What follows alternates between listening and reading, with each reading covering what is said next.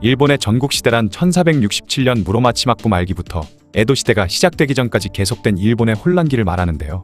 오늘은 이 100년이 넘는 시간 동안 계속된 전국시대에는 대체 어떤 일들이 있었는지 간단히 정리해 알려드리는 시간을 가져보겠습니다. 1443년 무로마치 막부의 7대 쇼군인 아시카가 요시카츠가 병에 걸리면서 10살이라는 어린 나이에 세상을 떠나자 8살 어린 나이에 요시마사라는 인물이 다음 쇼군으로 추대되었죠. 그런데 요시마사는 정실부인인 도미코와의 사이에서 아들이 태어나지 않자 자신의 동생인 기진에게 다음 쇼군 자리를 물려주겠다는 약속을 합니다. 기진은 훗날 형에게 아들이 생기면 큰 문제가 될 수도 있다고 생각해서 거절했지만 요시마사는 내게 아들이 생기더라도 너에게 쇼군직을 다시 내놓으라고 요구할 일은 없다며 그를 설득하는데 성공한 끝에 기어이 기진을 후계자로 삼았죠. 그런데 하필이면 다음 해인 1465년에 부인 도미코가 아들을 낳아버렸고 자신의 아들을 후계자로 삼고 싶었던 도미코는 몇몇 다이묘들의 지지를 받으며 남편에게 동생 대신 아들을 후계자로 삼아줄 것을 요구했죠. 이후 요시마사 아래에 있던 다이묘들은 그의 동생을 지지하는 일파와 아들을 지지하는 일파로 나뉘어져 서로 싸우기 시작했고 그들은 동군과 서군으로 나뉘어서 무려 11년이라는 세월을 싸웠으니 이를 온인의 난이라고 부릅니다. 온인의 난 이후 쇼군은 그저 허수아비에 불과한 존재가 되었고 설령 하급 관리라 할지라도 힘이 있으면 다이묘를 죽이고 그 자리를 차지하기도 하는 그야말로 힘이 모든 것이 돼버린 개막장 시대가 열리게 되었는데 이 시기를 바로 전국시대라고 부르죠. 무로마치 막부 시대에는 행정관이자 영주 노릇을 하는 휴고다이묘라는 존재들이 있었는데 대막장 시대가 열린 후 곳곳에서 전국 다이묘라는 존재들이 나타나기 시작했습니다. 예전에야 막부에서 인정받은 공식적인 휴고다이묘만이 영주라고 볼 수 있었지만 막부의 쇼군이 허수아비 신세가 돼버린 이상 이제는 동네 건달도 싸움만 잘하면 영지를 차지하고 자신을 다이묘라 칭할 수 있었죠. 전국시대 초기에 유명한 전국 다이묘 몇몇을 소개해드리겠습니다. 첫 번째 인물은 가이의 호랑이라고 불린 다케다 신겐인데요. 다케다 신겐은 인재를 등용하는 능력과 내정 능력 그리고 지휘력까지 뛰어나 전국시대 다이묘들 중에서도 수준급 능력자라 꼽히는 인물로 휴고 다이묘인 아버지 다케다 노부토라가 동생에게 영지를 물려주려고 하자 21살의 아버지를 몰아내고 스스로 영주가 되었습니다. 이후 그는 일본 중부를 거점으로 자신의 영지를 넓혀나가기 시작했죠. 다음은 다케다 신겐의 라이벌이자 에치고의 용이라는 별명으로 불린 우에스기 겐신입니다. 겐신은 스스로를 부처님을 수호하는 신 중 하나인 비사문천의 화신이라 믿었던 탓에 사람을 대하는 데 있어서 의리가 있고 약자를 보호하는 경우가 많았다고 하는데요. 그래서 주변의 세력이 약한 군주들을 보호해주는 일도 많았고 명분이 있을 때만 전쟁터에 나갔기 때문에 사람들에게 인기가 많았다고 하죠. 다음은 전국시대를 통일한 무장 오다 노부나가입니다. 이 사람을 빼놓고는 전국시대를 얘기할 수가 없을 정도로 중요한 인물이죠. 유력 다이묘인 오다 노부토모를 모시는 가신의 아들이었던 노부나가는 주군인 노부토모를 죽이고 자신이 다이묘가 되었습니다. 이후 나고야부터 시작해 자신의 영지를 넓히기 시작하던 노부나가는 교토까지 진출해 무로마치 막부의 마지막 쇼군인 아시카가 요시아키를 보호하고 있었는데 시간이 지나면서 요시아키와 노부나가의 사이가 틀어지게 되면서 문제가 생겼죠. 요시아키는 노부나가를 싫어하는 다이묘들을 끌들여 노부나가를 공격하게 만드는 반노부나가 동맹을 만들어버렸습니다. 가뜩이나 좋지 않은 상황 속에서 앞서 말한 다케다 신겐이 노부나가의 동맹이던 도쿠가와 이에야스를 공격하는 사건까지 일어났죠. 훗날에는 일본을 제패하게 되는 도쿠가와 이에야스지만 이 당시만 해도 그는 이제 막 독립한 세력에 불과했기 때문에 강력한 다이묘인 다케다 신겐에게 일방적인 패배를 당하게 됩니다. 반노부나가 동맹과 싸우느라 힘이 빠져있던 노부나가의 세력은 이에야스까지 패배를 당하며 급속도로 흔들리는가 했지만 때마침 다케다 신겐이 병으로 갑작스럽게 사망하는 일이 일어났는데요. 주인을 잃은 다케다 가문은 당연히 병력을 후퇴시킬 수밖에 없었고 하늘이 내려준 기회를 놓치지 않은 노부나가는 반노부나가 동맹의 핵심을 쳐서 무너뜨리고 무로마치 막부를 멸망시킨 후 전국시대 최고의 세력가로 우뚝 서게 됩니다. 이제 일본의 영토를 대부분 점령하게 된 노부나가에 대항하는 세력은 모리가문뿐이었고 사실상 노부나가의 손에 전국이 통일이 되는 듯했죠. 마지막 남은 적인 모리가문을 멸망시키기 위해 오다 노부나가의 신복인 도요토미 히데요시가 선봉을 이끌고 공격을 했지만 모리 가문이 강하게 저항하면서 쉽게 승부를 내지 못하자 노부나가는 히데요시를 도울 지원군을 보내는 동시에 자신도 100여 명의 수행원을 거느리고 직접 이동하기 시작했죠. 그런데 길을 가던 노부나가는 혼노지라는 절에서 하루를 묵게 되는데 이곳에서 뜻밖의 사고를 당하게 됩니다. 바로 아케치 미치히데라는 부하가 13,000명이나 되는 병사들을 이끌고 혼노지를 포위한 후 사방에서 공격을 퍼부어대기 시작한 것인데요. 미치히데가 반란을 일으킨 것을 알게 된 노부나가는 몰려드는 적들과 격렬히 싸웠지만 병력수의 차이가 워낙 심했던 탓에 결국에는 심한 부상을 입게 되죠. 결국 모든 것을 포기한 노부나가는 부하인 모리 란마루에게 건물에 불을 지르게 하고는 그 안으로 뛰어들어가 스스로 목숨을 끊었습니다. 그렇게 천하의 주인이 될 것이라 예상했던 노부나가가 갑작스럽게 죽고 혼란에 빠진 상황을 정리한 사람이 바로 도요토미 히데요시였죠. 혼노지의 변으로 노부나가가 죽었을 때 히데요시는 모리 가문과 전투를 하는 도중이었기 때문에 가장 먼 곳에 있었지만 고작 며칠 만에 노부나가의 본거지인 아즈치 성으로 돌아와서 반란을 일으킨 미츠히데의 세력을 진압해버리는데 성공합니다. 그렇게 주군의 원수를 갚은 데다 자신의 능력까지 증명해버리면서 히데요시는 노부나가의 명분 있는 후계자가 되었죠. 얼마 후 히데요시는 모든 다이묘들 간의 싸움을 금지하는 명령을 내리고는 다이묘들에게 모두 서신을 날려서 자기 가신이 되라는 대범한 요구를 합니다. 그런데 놀라운 것은 히데요시의 서신을 받은 대부분의 다이묘들이 정말로 그를 찾아와서 충성을 맹세했다는 것이죠. 그렇게 도쿠가와 이에야스와 다테 마사무네 등 유력 다이묘들을 신하로 삼은 히데요시는 호조 우지마사라는 인물이 유일하게 자신에게 항복하지 않고 버티자 직접 병사들을 거느리고 쳐들어가 우지마사를 멸망시켰고 마침내 일본 전국의 완전한 통일을 이뤄내는데 성공합니다. 하지만 미천한 출신이었던 도요토미 히데요시는 다른 사람들보다 기반이 부족했기 때문에 다이묘들을 납득시킬 만한 확실한 업적을 세우기 위해 조선을 넘어 명나라까지 점령할 야심을 품게 되죠. 그렇게 1592년 임진왜란을 일으켜 조선을 침공한 왜군들은 전쟁 초반 계속 승리를 거둔 끝에 한양까지 점령하며 성공을 이어나가는 듯했지만 이순신 장군이 이끄는 수군에게 연달아 패배를 당하며 기세가 꺾였고 1598년 도요토미 히데요시가 사망하면서 결국 조선에서 물러나게 됩니다. 히데요시가 죽자 그 아들인 히데요리가 뒤를 이었지만 그는 이제 막 5살밖에 되지 않는 어린 나이였기 때문에 야심을 드러낸 도쿠가와 이에야스가 점점 주인 행세를 하고 있던 상황이었죠. 히데요시 세력이 전국을 통일하는데 큰 공헌을 한 세력은 이시다, 미츠나리를 중심으로 한 지력이 뛰어난 인물들이었는데 가토 기요마사를 비롯한 무장들은 평소 이들을 책상머리에 앉아서 입으로만 떠들 줄 아는 사람들이라며 싫어했죠. 결국 서로를 싫어하던 세력 간에 점점 분열이 일어나고 있었는데 도쿠가와 이에야스마저 날이 갈수록 횡포를 부리자 결국 이를 보다 못한 이시다가 거병을 하게 됩니다. 그런데 이때 가토 기요마사는 히데요시의 충신이었음에도 도저히 자신과 사이가 좋지 않은 이시다와 손을 잡을 수는 없었는지 도쿠가와 이에야스의 편에 서는 선택을 하게 되죠. 그렇게 이에야스가 이끄는 동군과 이시다가 이끄는 서군이 격돌하는 세키가하라 전투가 펼쳐지게 됩니다. 초반에는 서군이 동군보다 유리했지만 히데요시의 조카인 히데아키가 배신을 하면서 결국 서군이 전멸하면서 전투는 이에야스군의 승리로 끝나게 되죠.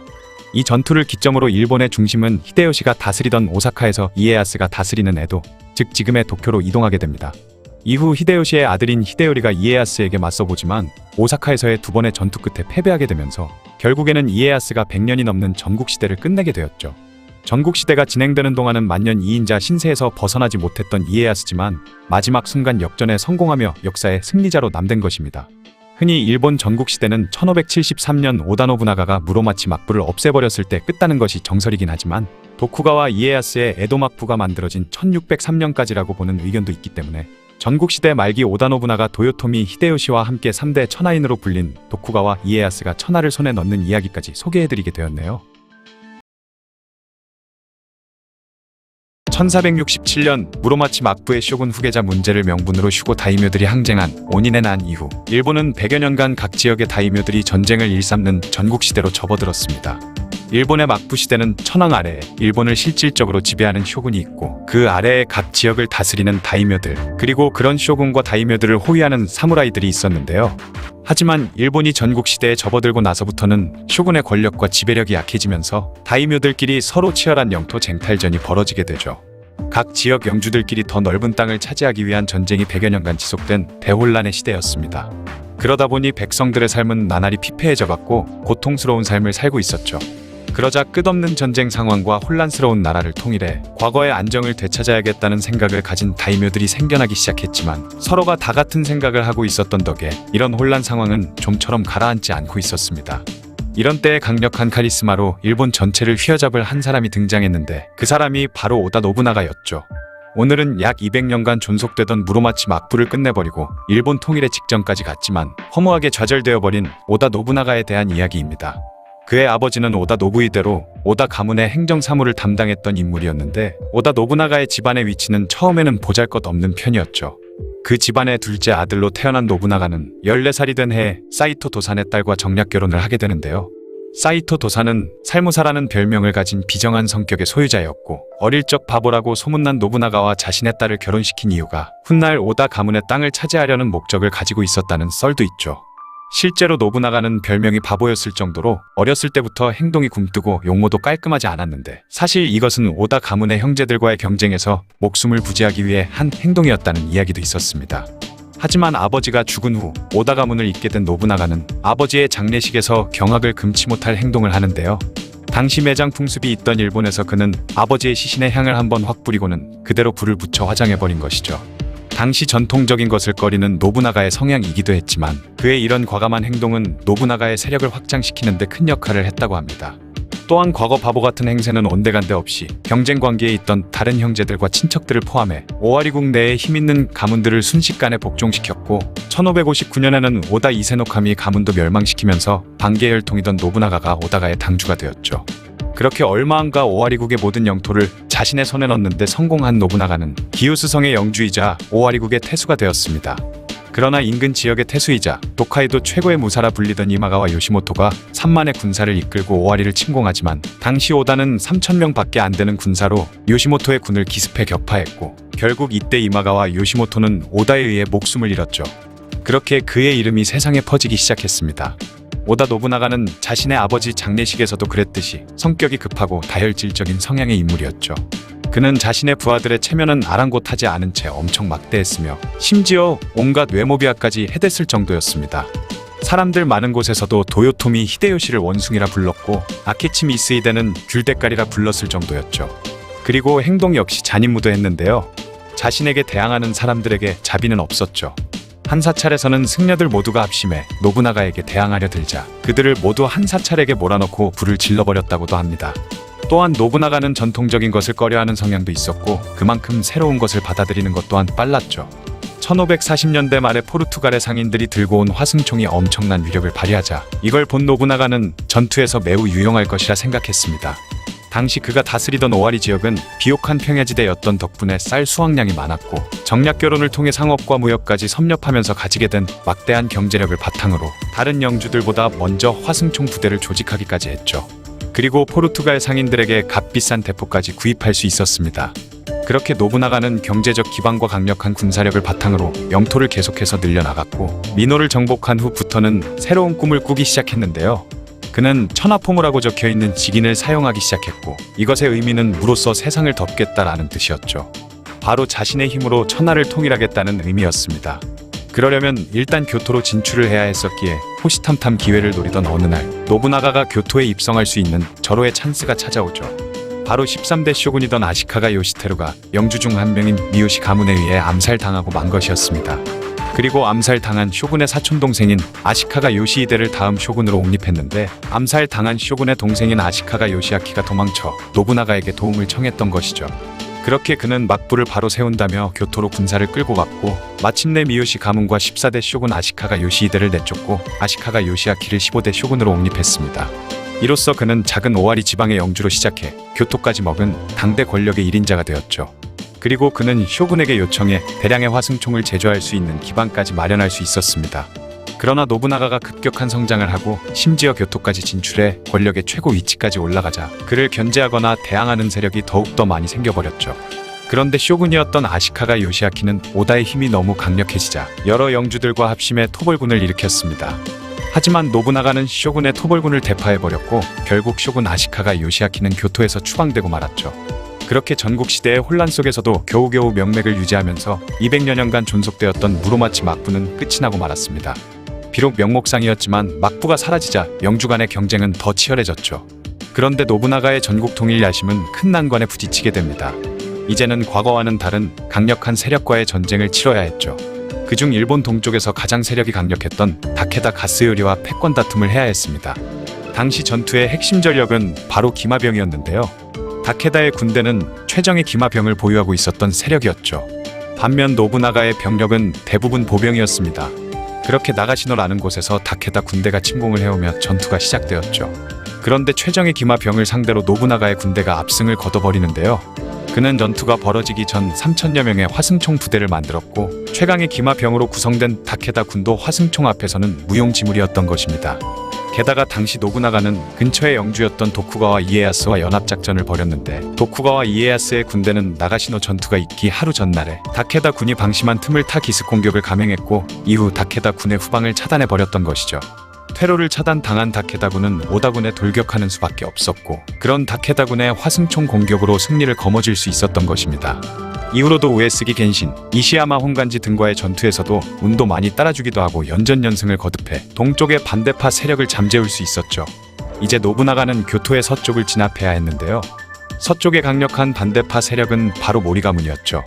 모리가문과의 전쟁에서 승리한다면 엄청나게 넓은 영토까지 차지하면서 전국 통일을 눈앞에 두게 되는 중요한 시점이었습니다. 노부나가는 이 중요한 전쟁의 지휘를 자신의 가신이던 하시바 히데요시에게 맡겼는데요.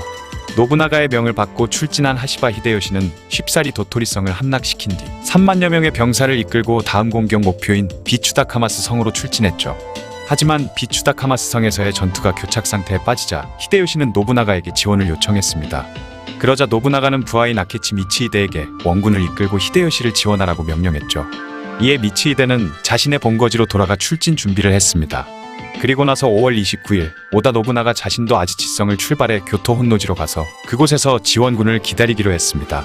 이때 노부나가는 고작 100여 명의 수행원만 데리고 갔는데요. 혼노지가 있는 지역은 자신의 가신 아케치 미치히데가 다스리고 있던 곳이기도 하고 혼노지는 단순한 절이 아니라 방어하기 좋은 요새였기 때문에 별 걱정 없이 약간의 병력만 데리고 갔던 것이죠. 그렇게 혼노지에 도착한 노부나가는 6월 1일 다과회를 베풀고 있었습니다. 이때 아케치 미치히데는 자신 휘하의 병력 1만 3천여 명을 이끌고 히데요시를 구원하러 가던 도중 돌연 진로를 변경해 병력을 교토로 돌려버린 것이었죠. 6월 2일 새벽 미치히데가 이끄는 1만 3천여 명의 병력은 비로소 혼노지에 도착했습니다. 그리고 나서 혼노지를 완전히 포위한 뒤 공격을 개시했죠. 이에 노부나가는 소란스러운 소리에 잠에서 깼고 얼마 안가 미치히데가 반란을 일으켰다는 사실을 알게 되었습니다. 그리고 그는 몰려드는 적들에게 활을 쏘고 창을 휘두르며 맞섰지만 압도적인 병력차에 의해 심한 부상을 입고 말았죠. 그러자 노부나가는 싸움을 포기하고 건물의 안에 들어가 부하 모리 란마루에게 불을 지르게 한 뒤 그 안에 뛰어들어 스스로 목숨을 끊었습니다. 아케치 미스히데가 왜 오다 노부나가를 배신했는지에 대해서는 여전히 풀리지 않은 미스테리인데요. 오다 노부나가가 평소에 아케치 미스히데에게 치욕스러운 언사와 행동을 했기 때문이다라는 의견도 있고 노부나가가 아케치의 영지를 빼앗으려는 속셈이 있었기 때문이다라고도 하죠. 어쨌든 전국 시대를 종결시키고 전국 통일에 가장 가까웠던 인물인 오다 노부나가의 꿈은 그렇게 좌절되고 말았습니다. 하지만 오다 노부나가가 이룬 업적이나 독특한 성격, 그리고 전통을 부정하고 신문물을 받아들이는 근대적 사고 등으로 인해 지금까지도 일본인이 좋아하는 전국시대 인물 중 1위에 뽑히고 있죠. 그래서인지 그를 주제로 한 여러 문화 예술 작품이 넘쳐난다고 하네요. 통일을 이루기 직전에 부하에게 비참하게 죽임당한 전국시대 사문 중에 한 명, 오다 노부나가에 대한 이야기였습니다. 오다 노부나가는 일본 통일을 하기 직전까지 갔지만 측근의 배신으로 꿈이 좌절되고 마는데요. 노부나가를 대신해 전국시대에 혼란했던 일본을 통일한 인물이 있습니다. 그는 바로 임진왜란을 일으켰던 도요토미 히데요시이죠. 오늘은 이 도요토미 히데요시에 대한 이야기를 해볼까 합니다. 그는 1537년 3월 17일 오와리국의 하급무사인 기노시타 야에몬의 둘째 아들로 태어났죠. 도요토미 히데요시라는 이름은 훗날 지어진 이름이고 처음에는 기노시타 도키치로라는 이름을 사용했었습니다. 하지만 아버지 야에몬이 부상을 입자 무사해서 백성으로 전락해버렸고 그렇게 배고프고 가난한 백성이 되어 힘든 어린 시절을 보냈죠. 아버지가 사망 후 그는 무사가 되기로 결심해 스루가국으로 향했고 그곳에서 마스시타 유키스나의 부하가 되었습니다. 하지만 히데요시의 특출난 일솜씨와 말주변으로 인해 주변 동료들이 시기를 하고 그를 괴롭히자 결국 참지 못하고 다시 고향으로 돌아와 오다 노부나가의 부하가 되기로 결심했죠. 그러던 어느 날 오다 노부나가가 밖으로 나갈 때 히데요시는 옷을 벗은 채로 노부나가의 수레 앞에 누워 있었습니다. 그러자 노부나가의 부하들이 그를 죽이려고 했는데 그를 범상치 않게 본 오다 노부나가가 부하들을 제지하더니 히데요시를 불러 소원을 말하라고 하는 것이었죠. 그러자 히데요시는 가난해서 도저히 살아가기가 힘들다고 하니 이에 노부나가는 그에게 변소지기 일을 시켰습니다.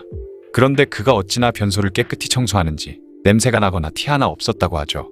또한 히데요시는 겨울에 노부나가의 신발을 품 안에 안고 미리 따뜻하게 데워 놓았다는 설이 있을 정도로 그는 노부나가의 눈에 들어 출세를 하기 위해 안간힘을 다하고 있었다고 합니다. 심지어 노부나가는 히데요시에게 원숭이라고 부르며 그를 천시했음에도 그는 꾸준히 충성을 다했다고 하죠. 그리고 1561년 8월 그는 스기하라 사다토시의 딸 고다이인과 결혼을 했습니다. 이후 히데요시는 꾸준히 노부나가의 신임을 얻은 결과 일반 병사에서 장수로 진급할 수 있었죠. 노부나가는 개인의 역량과 실력을 중시했기 때문에 히데요시는 비록 미천한 신분이었지만 자신의 뛰어난 능력 덕택에 계속 승승장구할 수 있었습니다. 그렇게 그는 1568년 노부나가가 교토에 입성할 때 이미 오다 가문의 중요한 가신이 되어 있었죠. 그리고 주군이던 노부나가가 쇼군 아시카가 요시아키를 교토에서 쫓아내 무로마치 막부를 사실상 멸망시켰을 무렵 그는 성을 하시바로 바꿨습니다. 오다 노부나가는 도쿠가와 이에야스와 손잡고 동쪽의 반대파 세력이던 타케다 가스요리와의 전쟁에서 승리한 다음 이제는 서쪽의 반대파인 모리 가문과의 전쟁이 기다리고 있었죠. 모리 가문이 통치하던 주고쿠 지방을 평정하면 전국 통일을 눈앞에 두게 되는 굉장히 중요한 전쟁이었습니다. 오다 노부나가는 이 중요한 전쟁의 지휘관으로 하시바 히데요시로 정했죠. 그렇게 1577년 10월 히데요시는 주고쿠를 평정하기 위해 출진했습니다. 그리고 그는 중간에 위치해 있던 하리마국과 다지마국도 먼저 공략했고 고즈키성도 차지하는 전공을 세웠죠. 게다가 모리 가문과 연계의 반란을 일으킨 베쇼 나가하루의 반란도 진압하면서 명성을 떨쳤으며 큰 싸움 없이 도토리성을 쉽게 함락시키기까지 했습니다. 그런 다음 히데요시는 다음 공격 목표인 비추 다카마스 성으로 출발했죠. 그런데 이 성은 늪지대의 한가운데 있던 성으로 수비에 최적화된 천의 요새였는데요. 비추 다카마스 성을 공략하기에 힘에 부치자 히데요시는 노부나가에게 지원군을 요청했습니다. 그러는 동시에 그는 군사인 구로다 요시타카의 책략을 받아들여 한 가지 작전을 세웠죠. 바로 전 병력을 동원해 성을 포위한 다음 성 주변에 둑을 쌓아 강을 막았습니다. 약 12일 만에 높이 8m에 길이가 약 3km에 달하는 엄청난 크기의 제방을 완성했죠. 바로 저지대에 위치한 다카마스 성을 수몰시키기 위해 제방을 쌓았던 것입니다. 이후 제방이 완성되고 장마철이 되자 순식간에 성은 물에 잠기게 된 것이죠. 그렇게 히데요시는 그곳에서 압승을 거두게 됩니다. 그런데 6월 2일에 청천벽력 같은 소식이 전해지는데요. 바로 아케치 미스히데의 배신으로 주군이던 오다 노부나가가 세상을 떠났다는 것이었죠. 그 소식을 듣자마자 재빨리 회군을 하기 시작한 히데요시는 불과 11일 만에 돌아올 수 있었고 모리 가문과 전쟁 중인 히데요시가 이렇게 빨리 돌아올 것이라고는 꿈에도 생각 못한 아케치 미스히데는 그에 대한 대비를 전혀 하지 못하고 있었습니다. 그렇게 히데요시와 맞붙게 된 미스히데는 결국 패배하고 말았죠. 그리고 미스히데가 사카모토로 도망가던 중에 지역 농민들 손에 최후를 맞고 말았습니다. 이렇게 교토를 장악한 히데요시는 죽은 노부나가의 복수를 자신이 했다는 점을 내세워 더 강한 권력을 가지려 노력했죠. 그리고 오다 노부나가의 후계를 정해야 했는데 첫째 아들 오다 노부타다는 아케치와의 싸움에서 전사했고 그렇게 후계자 후보는 둘째 아들 노부카스, 셋째 아들 노부타카, 그리고 전사한 노부타다의 아들 히데노부로 좁혀졌습니다. 이 중에 도요토미는 고작 3살밖에 되지 않는 히데노부를 밀기 시작했죠. 아이가 어릴수록 자기 마음대로 휘두를 수 있기 때문에서였습니다. 하지만 당연히 삼남 노부타카는 이 결정에 노골적으로 불만을 표출했는데 자신을 지지하던 시바타 가스이에와 손을 잡고 반기를 들었지만 결국 실패했으며 가스이에와 노부타카는 할복으로 생을 마감했죠. 그리고 둘째 아들 오다 노부카스는 교토에서 내쫓아버렸습니다. 하지만 1584년 노부카스는 도쿠가와 이에야스와 손잡고 히데요시에 저항했는데요. 그렇게 히데노부를 지지하는 히데요시와 노부카스를 등에 업은 이에야스로 진영이 나뉘게 되었고 결국 오와리의 북부지방에서 전투가 치러졌죠. 히데요시의 군대는 처음엔 이에야스의 군대의 패배를 거듭해 그렇게 겨우 잡을 수 있었던 히데요시의 모든 패권이 이에야스에게 넘어가나 했지만 히데요시는 또 다시 꾀를 내어 노부카스와 접촉해 화해를 해버린 것입니다. 그러다 보니 이에야스도 더 이상 싸울 명분을 잃어버리게 되면서 12월엔 그도 히데요시와 화해할 수밖에 없었고 노부카스의 반란은 막을 내리게 되었죠. 그렇게 그는 일본의 최고 권력자로 우뚝 서게 되었습니다. 1585년 7월에는 관백이 되었고 이듬해인 1586년에는 천황을 독촉해 도요토미란 성을 하사받아 도요토미라는 성씨를 사용하기 시작했죠. 그렇게 히데요시는 오다 노부나가의 기존 세력까지 규합해 나머지 평정하지 못했던 지역을 하나하나 평정해 나가기 시작했습니다. 휘슈 지역과 시코쿠 지역까지 평정하고 도쿠가와 이에야스도 원래 통치하고 있던 지역에서 에도로 근거지를 옮기도록 강요한 뒤 1587년 그는 반대 세력을 모두 굴복시켰으며 마침내 130여 년간의 전국시대의 마침표를 찍고 일본을 통일하게 되었죠. 그리고 그는 자신의 본거지인 오사카에 큰 성을 짓기 시작했습니다. 그 이유는 바로 오사카를 동남아시아를 비롯해 여러 나라들과 물자를 거래하는 도시로 성장시켜 무역을 장악하는 거점지로 만들려고 한 것이죠. 그리고 그는 어처구니없는 야심을 드러내기 시작하는데요. 바로 명나라를 정복하려는 생각을 가졌던 것입니다. 당시 명나라의 황제는 만력제였는데 그는 30년이 넘는 시간 동안 조정의 일은 하나도 하지 않은 채 주색에만 빠져 흥청망청 놀기만 했던 황제였기 때문에 명나라의 상태가 굉장히 위태로웠던 걸 히데요시도 알고 있었던 것이죠. 또한 오랜 기간 평화가 이어져 오던 조선 역시 전쟁에 대한 대비가 전혀 되어 있지 않았고 일본에 대해서도 완전히 방심하고 있었습니다. 반면에 일본의 군대는 이제 막 전국 통일을 하고 군대의 사기가 하늘을 찌르고 있었기 때문에 한번 해볼만 하겠다라고 생각했던 것입니다. 그래서 히데요시는 조선 조정에 서신을 보내 명나라를 치려고 하니 조선은 길을 내어달라고 요청하기에 이르렀습니다. 그 외에도 그가 전쟁을 일으키려는 이유가 따로 있었는데요. 바로 토지 몰수로 인해 영주들의 불만을 해외로 돌리는 것과 동시에 영주들에게 나눠줄 땅이 필요했으며 징집을 통해 영주들의 권력을 약화시킬 생각도 있었던 것이죠. 그는 임진왜란이 일어나기 6년 전부터 엄청난 양의 배를 만들기 시작해 전쟁이 나기 직전에는 1천여 척의 병선을 확보했습니다. 그리고 일본산보다 더 성능이 좋은 유럽산 화승총과 실탄, 그리고 화약을 대량으로 구매했으며 조선을 침략하기 위해 조선과 최단거리에 위치했던 현재 사가현 가라스시의 히젠 나고야성을 축조해 그곳을 전진기지로 삼았죠. 그리고 도쿠가와 이에야스에게 전쟁에 참여하라고 압박을 가했지만 이에야스는 관동 일대의 반란 진압을 핑계로 참여하지는 않았습니다. 하지만 히데요시가 함부로 할 수 없을 만큼 이에야스의 세력도 컸기 때문에 그의 군사 지원을 받는 것을 포기했죠.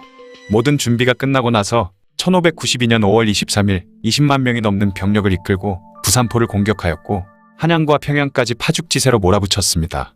그리고 일본이 빠르게 승기를 잡을 수 있었던 이유는 바로 화승총의 위력 덕분이었는데요. 임진왜란이 발발하기 3년 전에 조선에도 화승총이 들어왔었지만 당시 조선은 장기간 지속된 평화 속에 전쟁이나 화승총, 신무기 등에 무관심했던 것이죠. 그러다 보니 임진왜란 초기에는 화승총에 대한 정보조차 부족했고 그렇게 속절없이 당할 수밖에 없었습니다. 하지만 얼마 안가 이순신 장군이 이끄는 강력한 조선 수군이 바다에서 연승을 거두기 시작했고 조선이 제해권을 장악하면서 전세가 뒤집히기 시작했죠.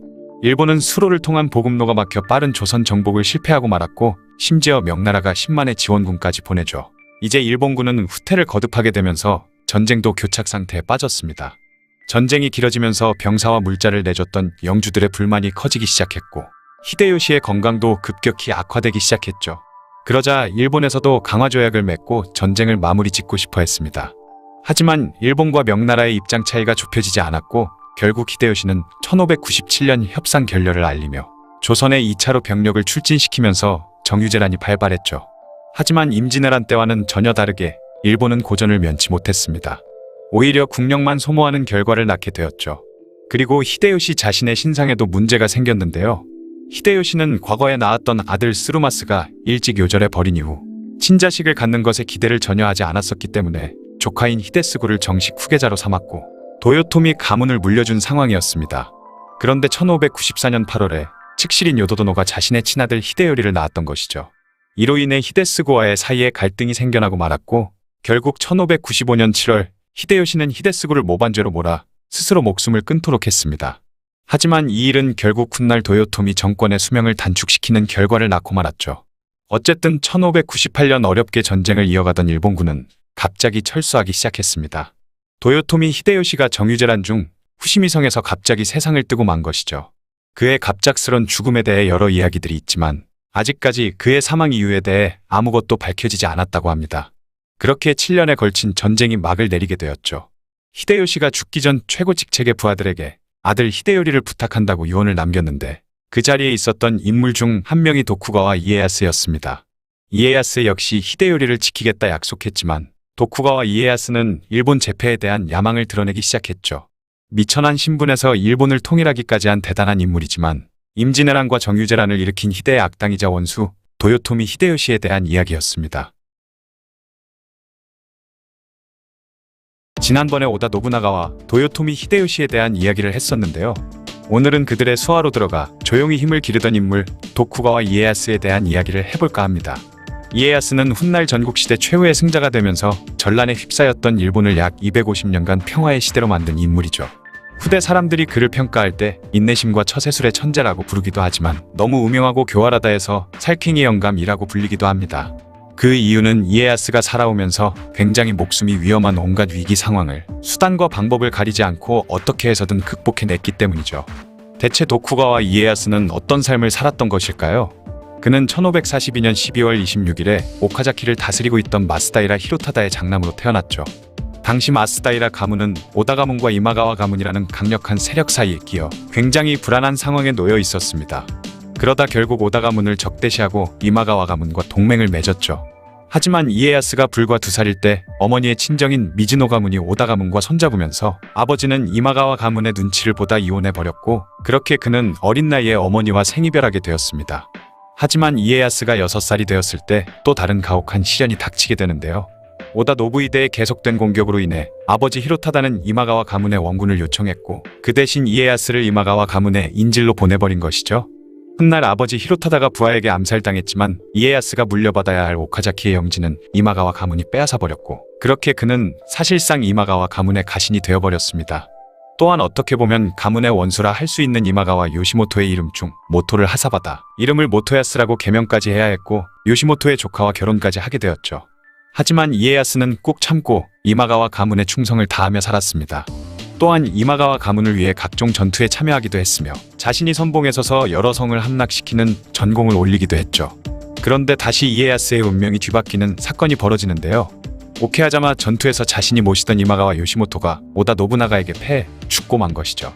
그러자 이에야스는 자신의 고향이던 오카자키 성으로 돌아가 상황을 살피며 조용히 숨죽이고 있다가 1562년에 외가였던 미즈노 가문의 주선으로 오다 노부나가와 동맹을 체결하면서 이마가와 가문과 결별하고 오다 가문 밑으로 들어갔습니다. 이 소식을 들은 이마가와 가문의 사람들은 분노에 사로잡혀 이마가와 영지에 남아있던 이에야스의 부하들과 가족들을 처참하게 처형시켰고 그의 장인과 장모도 죽임당했으며 간신히 아내와 아들만이 살아서 돌아왔다고 하죠. 또한 그는 모토야스라는 이름을 버리고 이에야스로 개명을 하면서 완전히 이마가와 가문과 돌아서 버렸습니다. 그리고 조정의 허가를 받아 성 또한 도쿠가와로 바꾸었죠. 이후 이에야스는 노부나가의 힘에 기대어 동쪽으로 영토를 늘려나갔으며 1566년에는 미카와국을 통일하기에 이르렀습니다. 이듬해인 1567년에는 자신의 장남 노부야스와 오다 노부나가의 장녀 도쿠이메를 결혼시켜 오다 가문과의 동맹관계를 더욱 공고히 했죠. 하지만 훗날 이 결혼은 처참한 결과를 낳게 되는데요. 어쨌든 노부나가가 교토 입성에 성공한 이후로도 그는 계속해서 노부나가를 도와 그의 전국 통일이라는 목표를 계속 지원했으며 그러면서 자신도 점차 그 세력을 확장해 갔습니다. 그리고 1571년부터 강적이던 다케다 가문과 싸우기 시작했죠. 다케다 신겐과의 전투에서 이에야스는 굉장히 궁지에 몰리기도 했으며 미카타가하라 전투에서 대패하기도 하면서 엄청난 위기에 봉착했지만 1573년 4월에 다케다 신겐이 급작스레 지병으로 사망하고 만 것이었습니다. 이로써 노부나가와 이에야스의 최대 위기는 사라졌지만 이제는 신겐의 후계자인 다케다 가스요리와 전투를 벌여야 했죠. 하지만 노부나가와 이에야스는 나가시노 전투에서 가스요리의 군대를 격파하고 그렇게 이에야스는 스루가와 도오토미, 가이, 그리고 시나노와 미카와 이 5개 국을 통치하게 되었습니다. 이에야스가 순식간에 엄청난 발전을 이뤄낼 수 있었던 이유는 다름 아닌 오다 노부나가 덕분이었는데요. 둘은 명목상으론 동맹관계였지만 사실상 이에야스는 노부나가의 명을 거역 못하는 신하의 느낌이었죠. 그런데 이때쯤 큰 문제가 발생하고 마는데 바로 이에야스의 아내 스키야마도노와 며느리 도쿠이메 사이에 고부 갈등이 생겨버린 것입니다. 시어머니 스키야마도노는 이마가와 가문의 친족이었는데 자신의 가문을 멸족시킨 원수의 가문인 오다 가문의 여인이 며느리가 된 셈이었던 것이죠. 그렇게 시작된 고부 갈등 속에 어느 날 도쿠이메는 아버지 노부나가에게 자신의 남편과 시어머니가 적들과 내통 중이라는 내용의 서신을 보낸 것입니다. 이 서신을 받은 노부나가는 이에야스에게 아들 노부야스와 아내 스키야마도노를 죽이라 명했죠. 당시 최강의 권력을 가졌던 오다 노부나가의 명을 거역하면 모두가 몰살당할 것이라 생각한 이에야스는 신하들의 반대에도 무릅쓰고 결국 아내와 아들을 죽이고 말았습니다. 그렇게 이에야스는 노부나가의 신뢰를 되찾을 수는 있었지만 사랑하는 아들과 아내를 자신의 손으로 제거할 수밖에 없었던 참혹한 일을 겪게 되었죠. 이 일로 인해 본인이 살아남기 위해서는 수단과 방법을 가리지 않는 냉철한 인간으로 불렸던 것 같네요. 그런데 1582년 오다 노부나가는 전국 통일을 하기 직전에 부하 아케치 미스히데의 배신으로 세상을 떠나고 말았습니다. 기회는 이때라 여긴 도요토미 히데요시는 주고쿠 공격을 그만두고 급히 회군했던 반면 이에야스는 오사카 인근에 있다가 얼른 미카와로 돌아갔고 묵묵히 상황을 지켜보고 있었죠.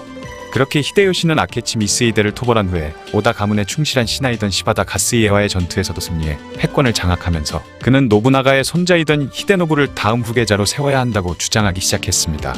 그러자 셋째이던 오다 노부타카는 불만을 품고 히데요시에게 대항해 반기를 들었지만 결국 패배에 할복하고 말았고 둘째이던 오다 노부카스는 이에야스를 끌어들여 히데요시와 대립하기에 이르렀죠. 그렇게 이에야스와 히데요시는 군사를 이끌고 서로 오와리 북부 지역에서 대치하게 되었습니다.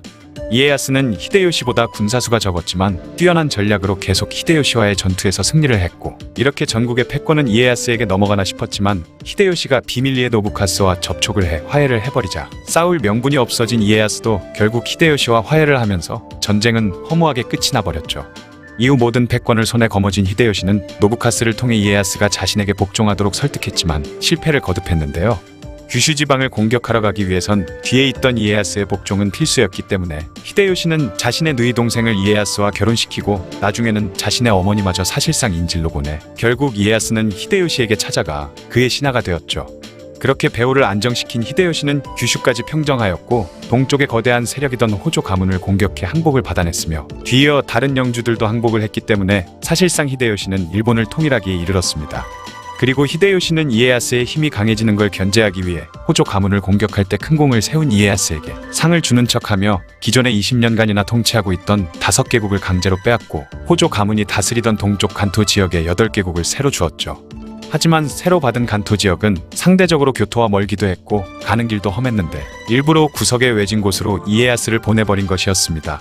그러자 이에야스의 가신들은 분노했지만 이에야스는 오히려 덤덤하게 받아들였고 심지어 서둘러 새로 받은 지역으로 이사 가버렸죠. 그리고 이에야스는 호조 가문이 다스리던 주 근거지인 오다와라에 가지 않고 늪지대인데다가 사람들도 잘 살지 않던 에도로 간 뒤 그곳을 자신의 근거지로 삼았습니다. 그리고 자신의 영지들의 안정에 모든 힘을 쏟아부었죠. 그는 에도의 늪지대를 메워 농지로 개발했고 상인들도 불러 모으는 등 에도를 엄청나게 발전시켰습니다. 에도가 바로 현재 일본의 수도인 도쿄이죠. 결과적으로 보면 히데요시가 간토로 그를 쫓아낸 것이 이에야스에게는 좋은 일이 되었던 것입니다. 한편 히데요시는 일본을 평정하자 조선과 명나라를 정복하려는 야욕을 드러냈는데요.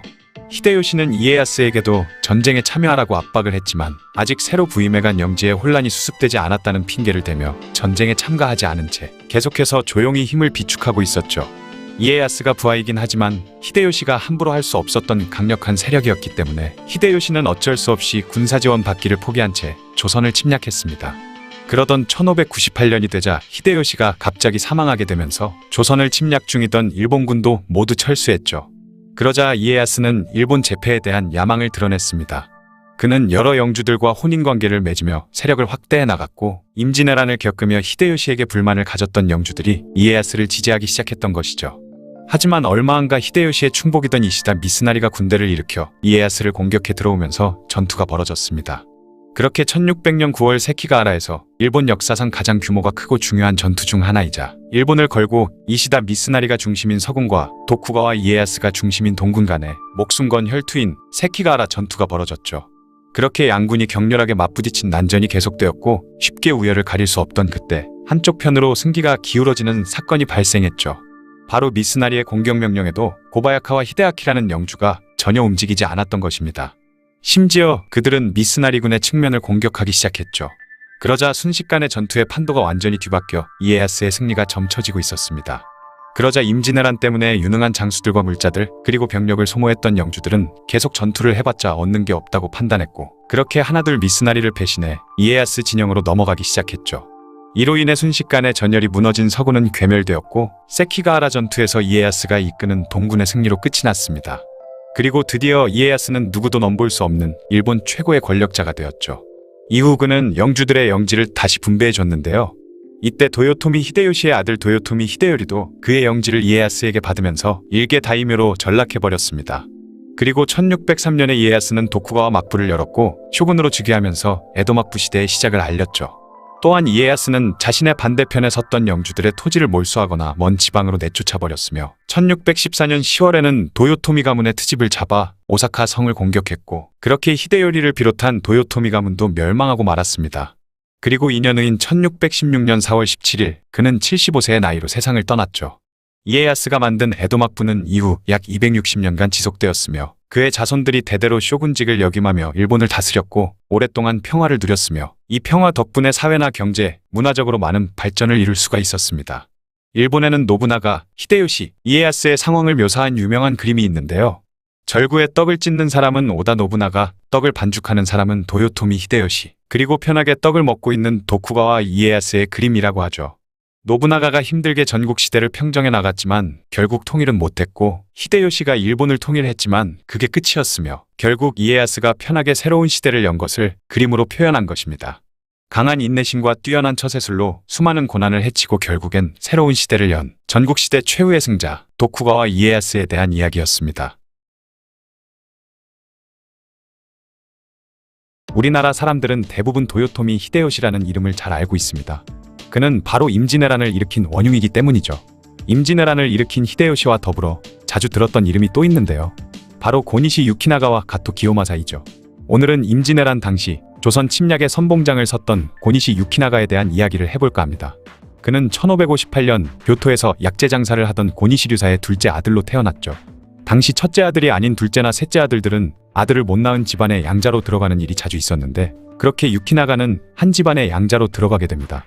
이때 유키나가는 자신이 있던 지역의 영주 우키타 나오이에에게 재능을 인정받아 무사로 발탁받았고 그의 가신이 되었죠. 이후 하시바 히데요시가 나오이에를 공격해오자 나오이에는 노부나가에게 항복하기로 결정하는데요. 그때 교섭을 하기 위해 유키나가가 나갔고 그렇게 히데요시를 만나게 되었죠. 이때 그는 히데요시에게 재능을 인정받아 시간이 흘러 나오이에가 세상을 떠나자 히데요시의 신하가 된 것입니다. 이후 유키나가는 도요토미 정권의 수군을 통솔했는데 1584년 그는 가톨릭 세례를 받게 되었죠.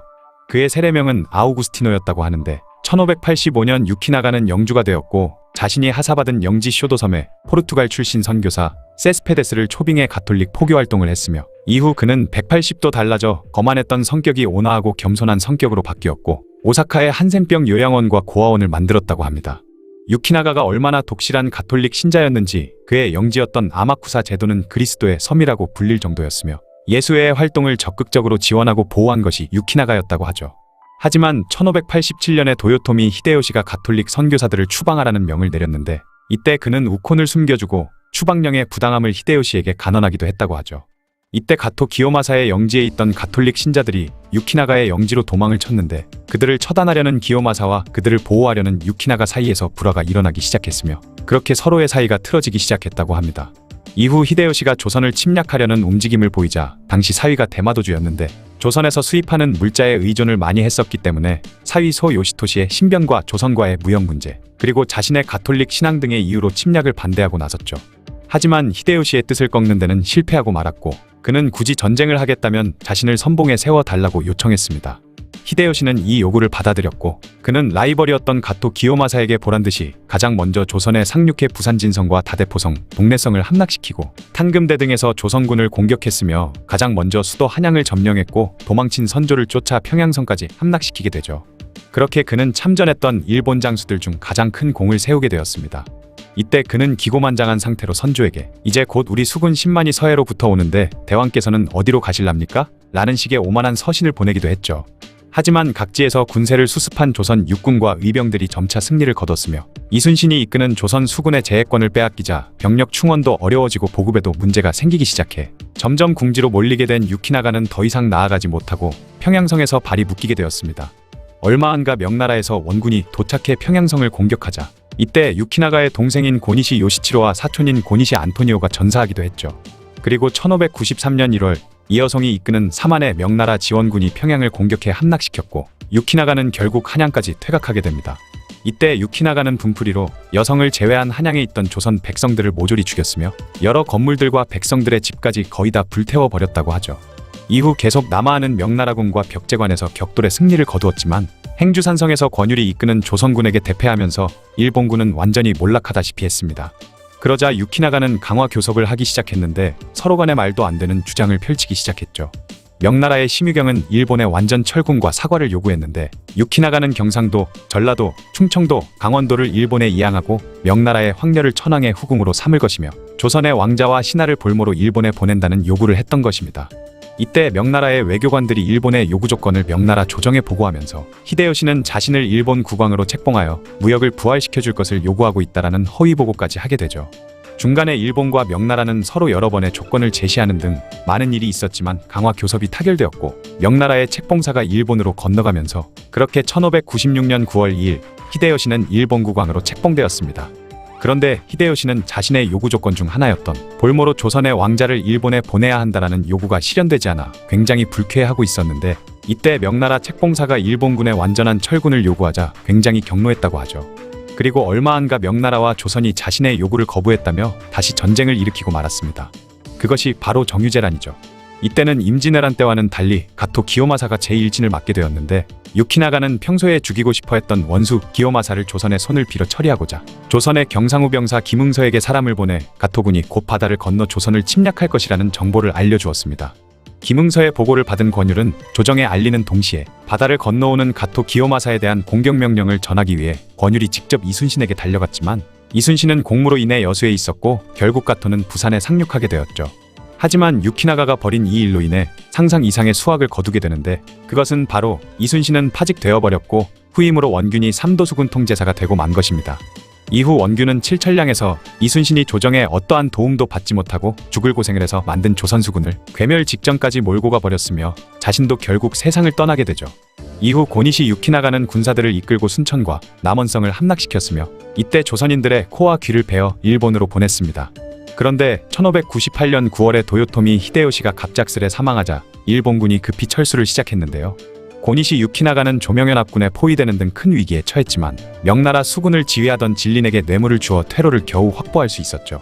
하지만 다시 수군 통제사가 된 이순신이 퇴각하는 일본 수군에 대한 공격에 나섰고 유키나가는 노량에서 벌어진 전투에서 겨우겨우 목숨만 건진 채 일본으로 돌아갈 수 있었죠. 히데요시가 죽은 이후 일본의 상황은 굉장히 급박하게 돌아가기 시작했습니다. 그동안 조용히 지내던 도쿠가와 이에야스가 일본 제패에 대한 야망을 드러냈던 것인데요. 이에야스는 여러 영주들과 혼인 관계를 맺으며 세력을 확대해 나갔고 임진왜란을 겪으며 히데요시에게 불만을 가졌던 영주들이 이에야스를 지지하기 시작했던 것이죠.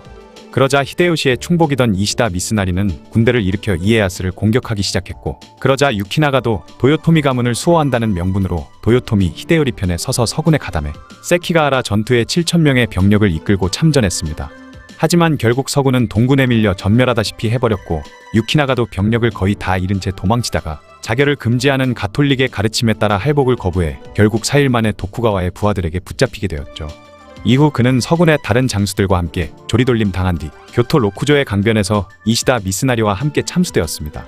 그는 죽기 직전 같은 가톨릭 신자였던 구로다 나가마사에게 자신의 고해성사를 요청했지만 도쿠가와 이에야스의 명이라는 이유로 그는 거절했고 사제를 불러달라는 것도 허락되지 않았죠.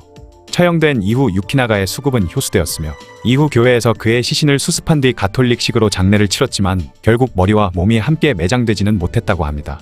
고니시 가문이 멸문된 이후 유키나가의 영토는 앙숙이던 가토 기요마사의 소유가 되었다고 하죠. 결국에는 원수이던 가토 기요마사에게 지고 말았네요.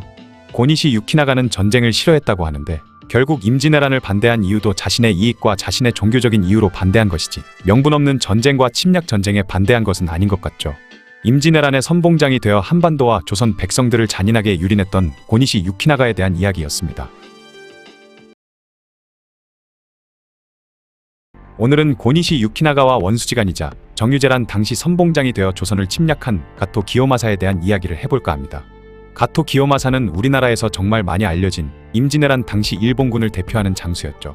하지만 훗날 그는 울산에서 진짜 말라 죽어버릴 뻔했는데요. 가토 기요마사에게는 대체 무슨 일이 있었을까요? 그는 1562년 대장장이 아버지의 아들로 태어났으며 어릴 적 이름은 야샤와카였죠. 하지만 그 아버지는 자신이 3살밖에 되지 않았을 무렵 세상을 떠나고 말았습니다. 그의 어머니 이토는 어린 기요마사를 데리고 일족이던 카즈야 고로스케의 집에 몸을 의탁하게 되는데 그때 자신의 운명을 바꿔줄 인물을 만나게 되죠. 그 인물이 바로 도요토미 히데요시였습니다. 어린 나이에도 꽤나 똘똘하고 명석한 모습을 보이던 야샤와카를 눈여겨보고 있었던 히데요시는 그를 자신의 가신으로 삼으려고 했죠. 히데요시는 평민 출신이라 후다이가 하나도 없었는데 가토 야샤와카를 자신의 후다이로 삼으려고 했던 것입니다. 이후 야샤와카는 도요토미 히데요시의 가신이 되어 고작 13살 밖에 되지 않았을 때인 1575년에 나가시노 전투에 참전했으며 그 다음해인 1576년에 그는 성인식을 마치고 영지를 하사 받았으며 기요마사라는 이름까지 얻게 되죠. 이후에도 크고 작은 전투에 참가해 수많은 전공을 세웠으며 1583년에는 시즈가타케 전투에서도 큰 공을 세워 다른 6명의 장수들과 함께 시즈가타케 7본창이라고 불렸습니다.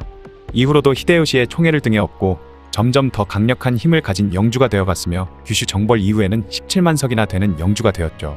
가토 기요마사는 편겸창을 애용했으며 다른 장수들과는 다르게 독특한 투구를 사용했는데 앞에서 보면 끝이 뾰족한 삼각 불 모양의 투구를 이용했다고 합니다. 일설에는 자신의 키가 작았기 때문에 키가 커 보이게 하기 위해서 이런 투구를 썼다는 이야기도 있죠. 그렇게 승승장구하던 그는 마침내 도요토미 히데요시의 명을 받아 1592년 조선을 침략하기 시작했습니다. 조선을 침략한 일본군은 굉장히 빠른 속도로 진군해 순식간에 한양을 점령했는데 이때 1등으로 수도를 점령한 공을 자신의 라이벌이었던 고니시 유키나가에게 빼앗기고 말았죠. 그러자 기요마사는 히데요시에게 보내는 보고서에 누가 먼저 한양을 점령했는지에 대한 부분은 빼놓은 채 한양을 점령했다라는 내용만 쓴 보고서를 잽싸게 보내버렸는데, 이를 알아챈 이시다 미츠나리가 그의 얍삽한 모습을 탄핵하자 그때부터 고니시 유키나가 뿐만 아니라 이시다 미츠나리와도 사이가 굉장히 틀어져 원수지간이 되어버렸다고 합니다. 가토 기요마사는 한양으로 진입할 때 숭례문을 통해 들어오게 되었는데요. 이후 대한제국 시기에 통감부에서 교통 편의상 숭례문을 헐어버리려고 했는데, 임진왜란 당시 기요마사가 입성했던 문이기 때문에 개선문이나 승전기념물처럼 여겨져 일본인들이 극구 반대를 했던 덕에 철거되지 않고 다행히 보존될 수 있었다고 하죠. 이후 일제강점기 때 숭례문을 국보 1호로 지정된 이유도 일본의 한양 점령을 상징하는 기념물로 여겨졌기 때문이라고 합니다. 숭례문과 같은 이유로 고니시 유키나가가 통과한 흥인지문 역시 철거가 취소되었다고 하죠. 의도치 않게 가토 기요마사와 고니시 유키나가는 우리나라의 문화재 보존에 기여한 셈이 되었던 것입니다. 하지만 기요마사는 임진왜란 당시 우리나라 문화재를 죄다 파괴하고 불태우기도 했는데, 경주의 불국사를 불태운 것도 기요마사였으며 당시 기록을 봤을 때 경복궁을 불태운 것도 그의 부대였을 가능성이 높다고 하죠. 어쨌든 이후 유키나가는 도망친 선조를 쫓아 평양 쪽으로 향했고, 가토는 방향을 틀어 함경도 방향으로 북진했는데요. 거기서 선조의 아들인 임해군과 순하군을 사로잡기도 했으며, 심지어 명나라로 향하는 길을 조사하기 위해 두만강을 넘어가 여진족에게 시비 걸었다가 개같이 털린 뒤 얼른 다시 조선으로 철수하기도 했습니다. 그런데 가토 기요마사가 조선 호랑이를 사냥하는 걸 즐겨했다는 것이 유명하게 알려진 이야기인데요. 심지어 그가 사용한 무기가 편겸창인 이유가 양쪽으로 날이 있는 창을 쓰다가 호랑이를 사냥하는 도중 호랑이가 물어서 한쪽이 부러졌기 때문이라는 말도 안 되는 썰도 있다고 합니다. 그런데 기록상에서는 그가 호랑이를 사냥했다고 증명하는 내용은 전혀 없다고 하죠. 당시 도요토미 히데요시는 자신에게 호랑이를 사냥해 바친 장수들에게 자신이 서명한 주인장을 하사했는데, 가토 기요마사가 그 주인장을 받았다는 기록도 없다고 합니다. 그런데 훗날 그에게 조선 호랑이 사냥을 즐겨한 가토 기요마사라는 인식이 생긴 이유는 적국의 강한 맹수를 사냥해 일본인의 기계를 떨친 인물로 영웅화된 것이라고 하죠. 어쨌든 이후 그는 북관대첩에서도 패배하고 명나라군이 지원군을 보내기까지 하자 결국 점점 밀려 남쪽으로 퇴각하게 되었고, 서생포회성을 축성한 뒤 그곳을 거점으로 삼았습니다. 그때쯤 고니시 유키나가는 강화를 위한 교섭을 활발히 하고 있었는데, 그때 가토 기요마사를 찾아온 조선의 사신 사명대사와 회담을 할 때 그가 사명대사에게 조선에서 가장 귀한 보물은 무엇인가? 라고 물으니 사명대사가 기요마사를 가리키며 그대의 목이요 라고 대답했다는 일화도 전해지고 있죠. 이후 그는 1596년 히데요시의 명령을 받고 다시 일본으로 돌아갔습니다. 그런데 교섭 내용이 지켜지지 않았다며 억지를 부린 히데요시가 정유재란을 일으키는데요. 이때는 기요마사가 선봉장이 되어 조선을 다시 침략했죠. 그러자 고니시 유키나가는 원수같이 여기던 그를 자신의 손으로 없앨 수는 없으니 그가 도해한다는 정보를 조선에 흘려 가토 기요마사를 죽이려 했지만 결국 실패하고 말았습니다. 그런데 뜻밖의 수학이 있었으니 가토 기요마사를 공격하지 않았다는 이유로 이순신이 파직당하고 조선의 삼도수군 통제사로 원균이 임명되었던 것이죠. 당시 도요토미 히데요시는 전라도를 점령하지 못한 것이 임진왜란 패배의 이유라 생각했기 때문에 정유재란 때는 전라도를 먼저 빼앗으려는 생각을 하고 있었습니다. 또한 제해권이 없다면 보급도 어려워지는 걸 깨닫고 수륙 양면으로 진격하는 걸로 작전을 세웠던 것이죠. 서생포에 머무르고 있던 가토 기요마사는 병력을 이끌고 전라도 방향으로 진군하기 시작했습니다. 그렇게 일본군은 칠천량에서 원균이 이끌던 조선수군을 완전 괴멸시키다시피 해버렸고, 이후 편하게 전라도로 들어갈 수 있었죠. 이후 구례와 남원이 점령되었고 가토 기요마사도 황석산성을 함락시켰으며 전주를 지키던 군사들이 모두 도망가는 바람에 일본군은 전주에도 무혈 입성할 수 있었습니다. 그렇게 손쉽게 일본군은 조선 최대의 곡창지대이자 평야지대인 전라도를 점령할 수 있었던 것이죠. 이때 일본군에 의해 조선 백성들은 무자비한 학살과 약탈을 당했으며 엄청나게 많은 백성들이 노예로 붙잡혀 일본으로 갔습니다. 그런데 일본군의 계획이었던 수륙 양공책이 완전히 좌절되기 시작했는데요. 원균이 죽고 나서 다시 삼도수군 통제사가 된 이순신이 명량에서 일본 수군을 완벽에 가까울 정도로 대파해 버린 것이었죠. 그러자 일본군은 보급로가 차단될까 우려해 전면적으로 전라도에서 퇴각하기 시작했으며 해안가에 외성을 쌓고 농성에 돌입했습니다. 이때 가토 기요마사 역시 울산 외성을 쌓고 농성을 하기 시작했죠. 조명연합군은 울산 외성을 타겟으로 삼아 그곳을 공격했지만 기요마사 부대의 격렬한 저항에 부딪혀 결국 퇴각했고, 이후 연합군 총사령관이던 양호는 전략을 변경해 고사 작전을 개시했습니다. 성 안에 있는 일본군을 말려 죽이기 위해 성 주변의 우물과 태화강의 물줄기도 막았죠. 그러자 며칠 지나지 않아 일본군은 식량과 물이 떨어지기 시작해 갈증과 굶주리기 시작했습니다. 가토 기요마사는 식수와 식량을 조달하기 위해 병사들을 이끌고 성 밖으로 나섰지만 조명연합군에 의해 철저히 개박살 나버렸고, 포위망을 뚫어보려고 기병들을 내보내보기도 했지만 이들 역시 전멸해버렸죠. 그러자 하는 수 없이 죽기 살기로 농성하는 수밖에 없었던 것입니다. 얼마 안가 식량과 식수가 다 떨어진 일본군은 결국 말을 잡아먹었고 식수 대신 말의 피를 마셨죠. 그리고 시간이 더 흐른 뒤에는 소변까지 받아 마셨으며 총대장이던 가토 기요마사 역시 제대로 먹지도 못했고 마실 물이 없어서 천에 흡수돼 있던 수분을 짜내어 마셨습니다. 그렇게 더 이상 버티기 힘들었던 가토 기요마사는 결국 할복을 준비하는 사태까지 맞이하게 되었는데, 기요마사가 그 지경이 되었다는 소식을 들은 일본 장수들은 이러다간 연합군한테 다들 각계격파 당할 수도 있겠다 생각했죠. 그래서 그들은 기요마사를 구원하기 위해 성문을 열고 나와 병사를 이끌고 울산 외성으로 진군했습니다. 심지어 사이가 나빴던 고니시 유키나가까지 그를 구원하기 위해 출병했고, 그렇게 조명연합군과 격렬한 전투가 벌어진 이후 결국 연합군이 패배해 기요마사는 구사일생으로 목숨을 건질 수 있었죠. 그리고 기요마사는 서생포까지 후퇴에 짱박혀 있다가 1598년 도요토미 히데요시가 세상을 떠나서 전 일본군이 퇴각할 때 후다닥 일본으로 돌아가 버렸습니다. 울산해성 전투가 기요마사에게 큰 트라우마를 안겼는지 이후 그는 평상시에도 항상 쌀과 된장을 넣은 군량 주머니와 돈 주머니를 허리에 차고 다녔다고 하죠. 뿐만 아니라 그가 일본으로 돌아간 이후 지었던 구마모토 성에는 실내에 까는 다다미도 유사시 식량으로 쓸 수 있도록 토란줄기를 넣어 짰다고 하고, 성벽에는 조롱박을 키웠으며 성 안에는 우물만 120개나 팠다고 합니다. 울산 외성에서 있었던 경험이 너무나도 끔찍했었나 보네요. 일본에 도착한 기요마사는 곧장 주군인 도요토미 히데요시를 찾아갔지만 이미 죽은 후였고, 이후 자신이 죽도록 싫어하던 이시다 미츠나리가 정권을 잡게 되었죠. 하지만 또 다른 인물 도쿠가와 이에야스도 전국의 패권을 가지려는 야망을 드러내자 결국 일본은 동군과 서군으로 나뉘어 큰 전쟁을 벌이게 되었습니다. 가토 기요마사는 워낙 이시다 미츠나리와 고니시 유키나가와 원수지간이었기 때문에 그들의 반대편인 도쿠가와 이에야스의 동군편에 서게 되죠. 이시다 미츠나리가 정권을 손에 쥐고 온갖 전횡을 저지르고 있다라는 명분이었던 것입니다. 그런데 특이한 점은 기요마사가 순수하게 이시다와 고니시가 싫어서 동군편에 붙은 것이지 주군이던 도요토미 가문을 배신한 것이 아니었는데요. 세키가하라 전투에서 서군이 패배하고 이시다와 고니시가 참수되자 이후 기요마사는 도요토미 히데요리를 보호하려고 노력했죠. 심지어 구마모토 성의 별실을 따로 만들어 여차하면 히데요리를 데리고 와 이곳에서 모시려는 계획까지 세웠다고 합니다. 또한 이에야스와 히데요리가 만나 회담을 나눌 때는 품에 단도를 숨기고 히데요리를 보호해 주었다고 하죠. 그리고 가토 기요마사는 자신과 원수지간이던 고니시 유키나가의 영토를 다 소유하게 되었는데 결국 둘의 앙숙 관계는 가토 기요마사의 승리로 끝나게 된 것입니다. 이후 그는 1611년 6월 24일 주군이었던 히데요시에 대한 은혜를 갚았다고 안심하며 세상을 떠났다고 하죠. 가토 가문이 계속해서 도요토미 가문에 충성을 다하는 모습을 보이자 그것이 꼴보기 싫었던 도쿠가와 가문에서 기요마사가 죽은 이후 가토 가문을 풍비박산 내버리고 말았는데요. 하지만 살아남은 자손들은 오랫동안 가문을 유지하며 살았고 지금까지도 가문이 이어져 내려오고 있다고 하죠. 임진왜란 당시 조선의 백성과 한반도를 무참히 짓밟았던 인물 가토 기요마사에 대한 이야기였습니다. 유비의 책사, 참모하면 가장 떠오르는 인물이 바로 제갈량입니다. 임진왜란을 일으켰던 도요토미 히데요시에게도 히데요시의 제갈량이라고 불리는 참모가 있었죠. 그는 바로 구로다 칸베에라는 인물로 현재 일본인들이 전국시대 인물 중 가장 좋아하는 책략가 중 한 명이라고 합니다. 구로다 칸베에의 원래 이름은 구로다 요시타카인데요.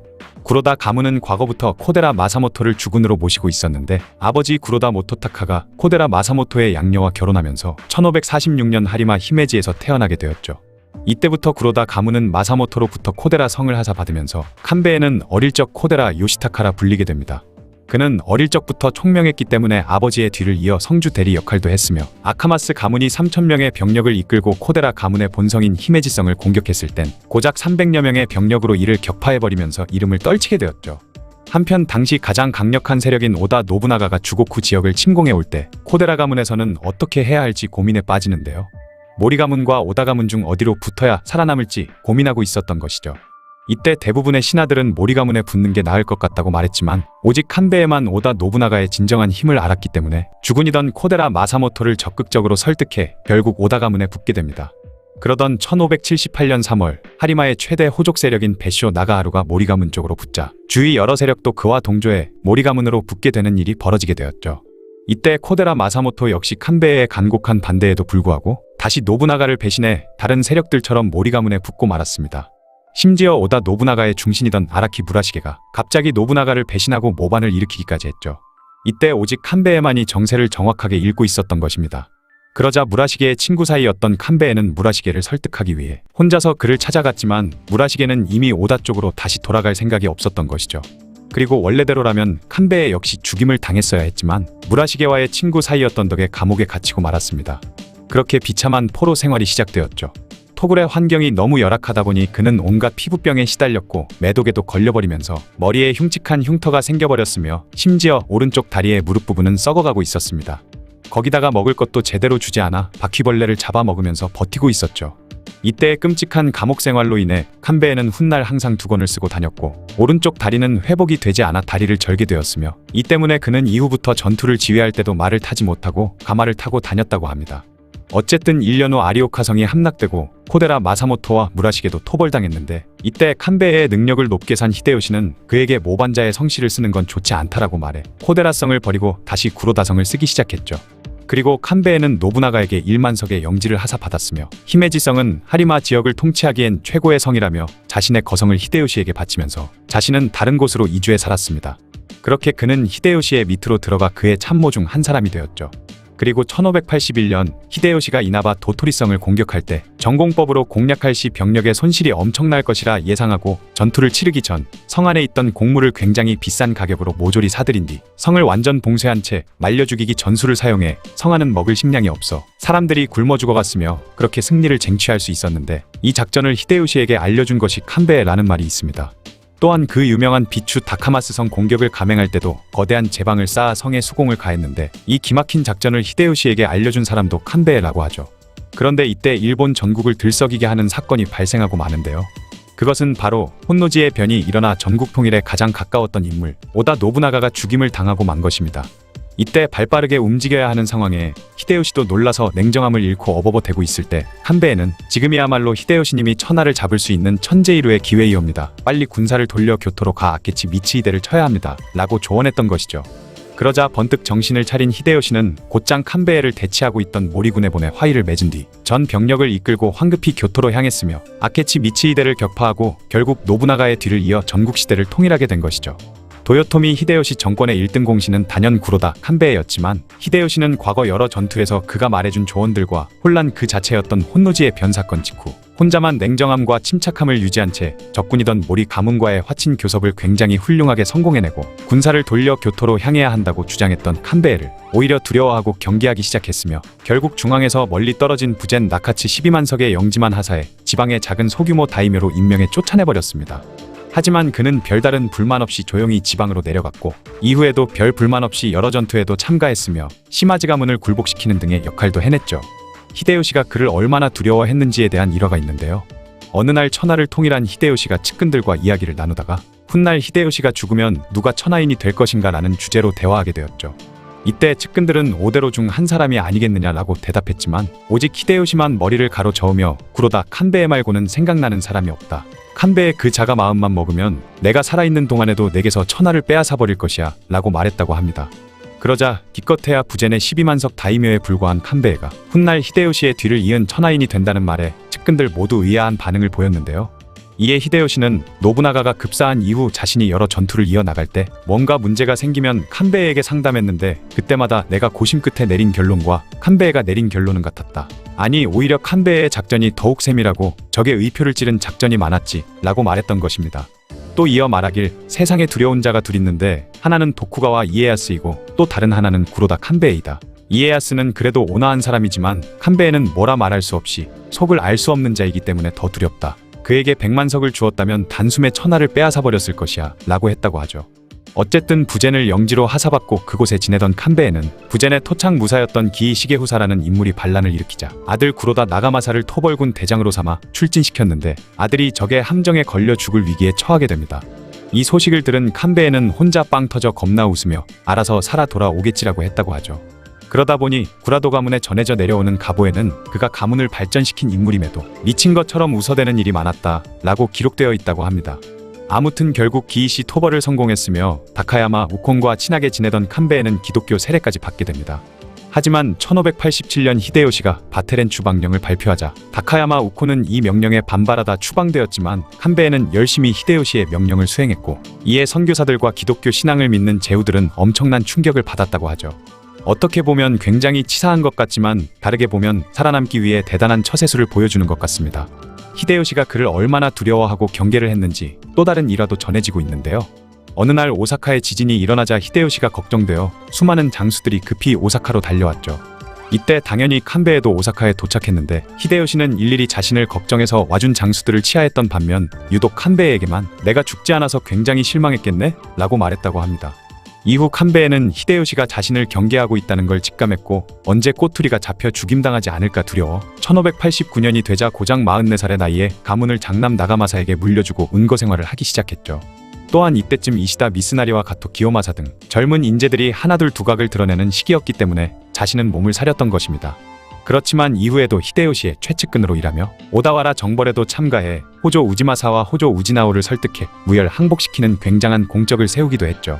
이때 호조 우지나오는 칸베에게 일광일문자라는 명도를 선물했는데 이것은 현재 국보가 되어 후쿠오카시 박물관에 소장 중이라고 합니다. 1592년 임진왜란이 발발하자 그는 지휘조원 및 감독인 군감으로 참전했지만 오봉행 중 한 명인 이시다 미스나리와 다툼이 일어나 병을 핑계로 다시 일본으로 돌아왔고 그때부터 출가하여 유유자적한 은거 생활을 했죠. 1593년 히데요시의 아들 히데요리가 태어나자 자신과 친분이 있던 히데츠구에게 이제 나리의 목숨이 위험해졌으니 태압 전하의 눈에서 벗어나는 행동을 삼가십시오 라는 조언을 전하기도 했다고 합니다. 하지만 결국 히데츠구는 할복해 세상을 떠나고 말았죠. 이후 1598년 도요토미 히데요시가 사망하자 천하를 두고 이시다 미츠나리와 도쿠가와 이에야스 간의 대립이 시작되었습니다. 이때 칸베에는 이미 일본 전국에 난리가 날 것을 예측하고 있었고 천하제패에 대한 야망을 드러냈죠. 그는 곧바로 전 재산을 털어 영지인 부젠국의 낭인과 농민들을 무장시키고 규슈 대부분의 영토를 점령해버렸습니다. 이때 재미있는 일화가 있는데 많은 낭인과 농민들에게 돈을 지급할 때 자신들을 알아보지 못할 거라 여기고 돈을 2번 받으려고 줄을 서자 칸베에는 일일이 그들을 다 기억하면서 2번 받은 줄 알고 있었지만 한 번씩 웃은 뒤 돈을 더 주었다고 하죠. 이것만 보면 냉정하고 차가운 사람인 것 같지만 다정다감한 모습도 보이는 인물 같습니다. 칸베에가 급하게 전 재산을 투입해 규슈를 정벌한 이유가 있는데요. 그는 이에야스와 미츠나리가 피 터지게 싸우고 있는 틈을 타 규슈를 정복하고 기회를 노리고 있다가 오랜 전쟁으로 양군이 지쳐있을 때 갑자기 중앙으로 진출해 천하를 순식간에 손에 넣으려는 계획을 갖고 있었던 것이죠. 그런데 그가 생각지도 못한 일이 벌어졌는데 이에야스가 이끄는 동군이 세키가하라 전투에서 너무 빨리 승리해버리는 바람에 그의 계획이 완벽하게 틀어져 버린 것입니다. 그리고 이미 대세를 거스를 수 없다고 생각한 칸베에는 그동안 보여준 대단한 지략에 못지않은 처세술을 발휘해 애써 점령한 규슈 지방을 미련 없이 이에야스에게 헌납했다고 하죠. 당시 그의 아들 구로다 나가마사의 아내가 이에야스의 양녀였기 때문에 나가마사는 동군 측에서 세키가하라 전투에 참전해 대단한 무공을 세웠는데 그가 뛰어난 활약을 벌인 것을 듣고는 이 천하의 얼간이 같은 놈이라며 투덜댔다고 합니다. 이에 대한 다른 이야기도 전해지는데요. 세키가하라 전투 후 나가마사가 돌아와 이에야스님이 제 손을 잡고 공을 치하하셨다 라고 하자 칸베에는 그때 너의 왼손은 무엇을 하고 있었느냐? 라고 말했다고 하죠. 이 말의 의미는 왼손으로 이에야스를 베어버렸어야지 라는 뜻이었다고 합니다. 이후 그는 정치에 관여하지 않고 은거 생활을 계속했는데 자신의 수명이 거의 다 되었다는 걸 느낀 칸베에는 아무 이유도 없이 중신들을 욕하기 시작했다고 하죠. 그러자 아들 나가마사가 도대체 왜 그러냐고 한마디 하자 중신들의 마음이 나에게서 떠나 너에게 가도록 하기 위해서 그러는 것이다 라고 말했다고 합니다. 그리고 그는 그냥 좋은 동네 영감님 마냥 영진의 아이들과 놀아주기도 하면서 유유자적한 삶을 살다가 1604년 4월 59세의 나이로 세상을 떠나게 되었죠. 그는 굉장히 정세 파악을 잘하는 인물로 오다가 강력한 힘을 발휘할 땐 오다의 편에 서고 이후 히데요시 그리고 이에야스의 편에 섰기 때문에 처세술의 달인이라고 할 수 있을 것 같네요. 도쿠가와 이에야스의 삼남이자 에도막부 2대 쇼군인 도쿠가와 히데타다는 칸베에를 두고 이 시대의 장량과 같은 인물이다 라고 평가했다고 하죠. 지금까지 히데요시가 두려워했던 히데요시의 제갈량 구로다 칸베에에 대한 이야기였습니다. 오늘은 밑바닥에서부터 시작해 모시는 주군을 9번이나 바꾸면서 결국 출세하는 데 성공한 일본 전국시대의 무장 도도 다카토라에 대해 알아보겠습니다.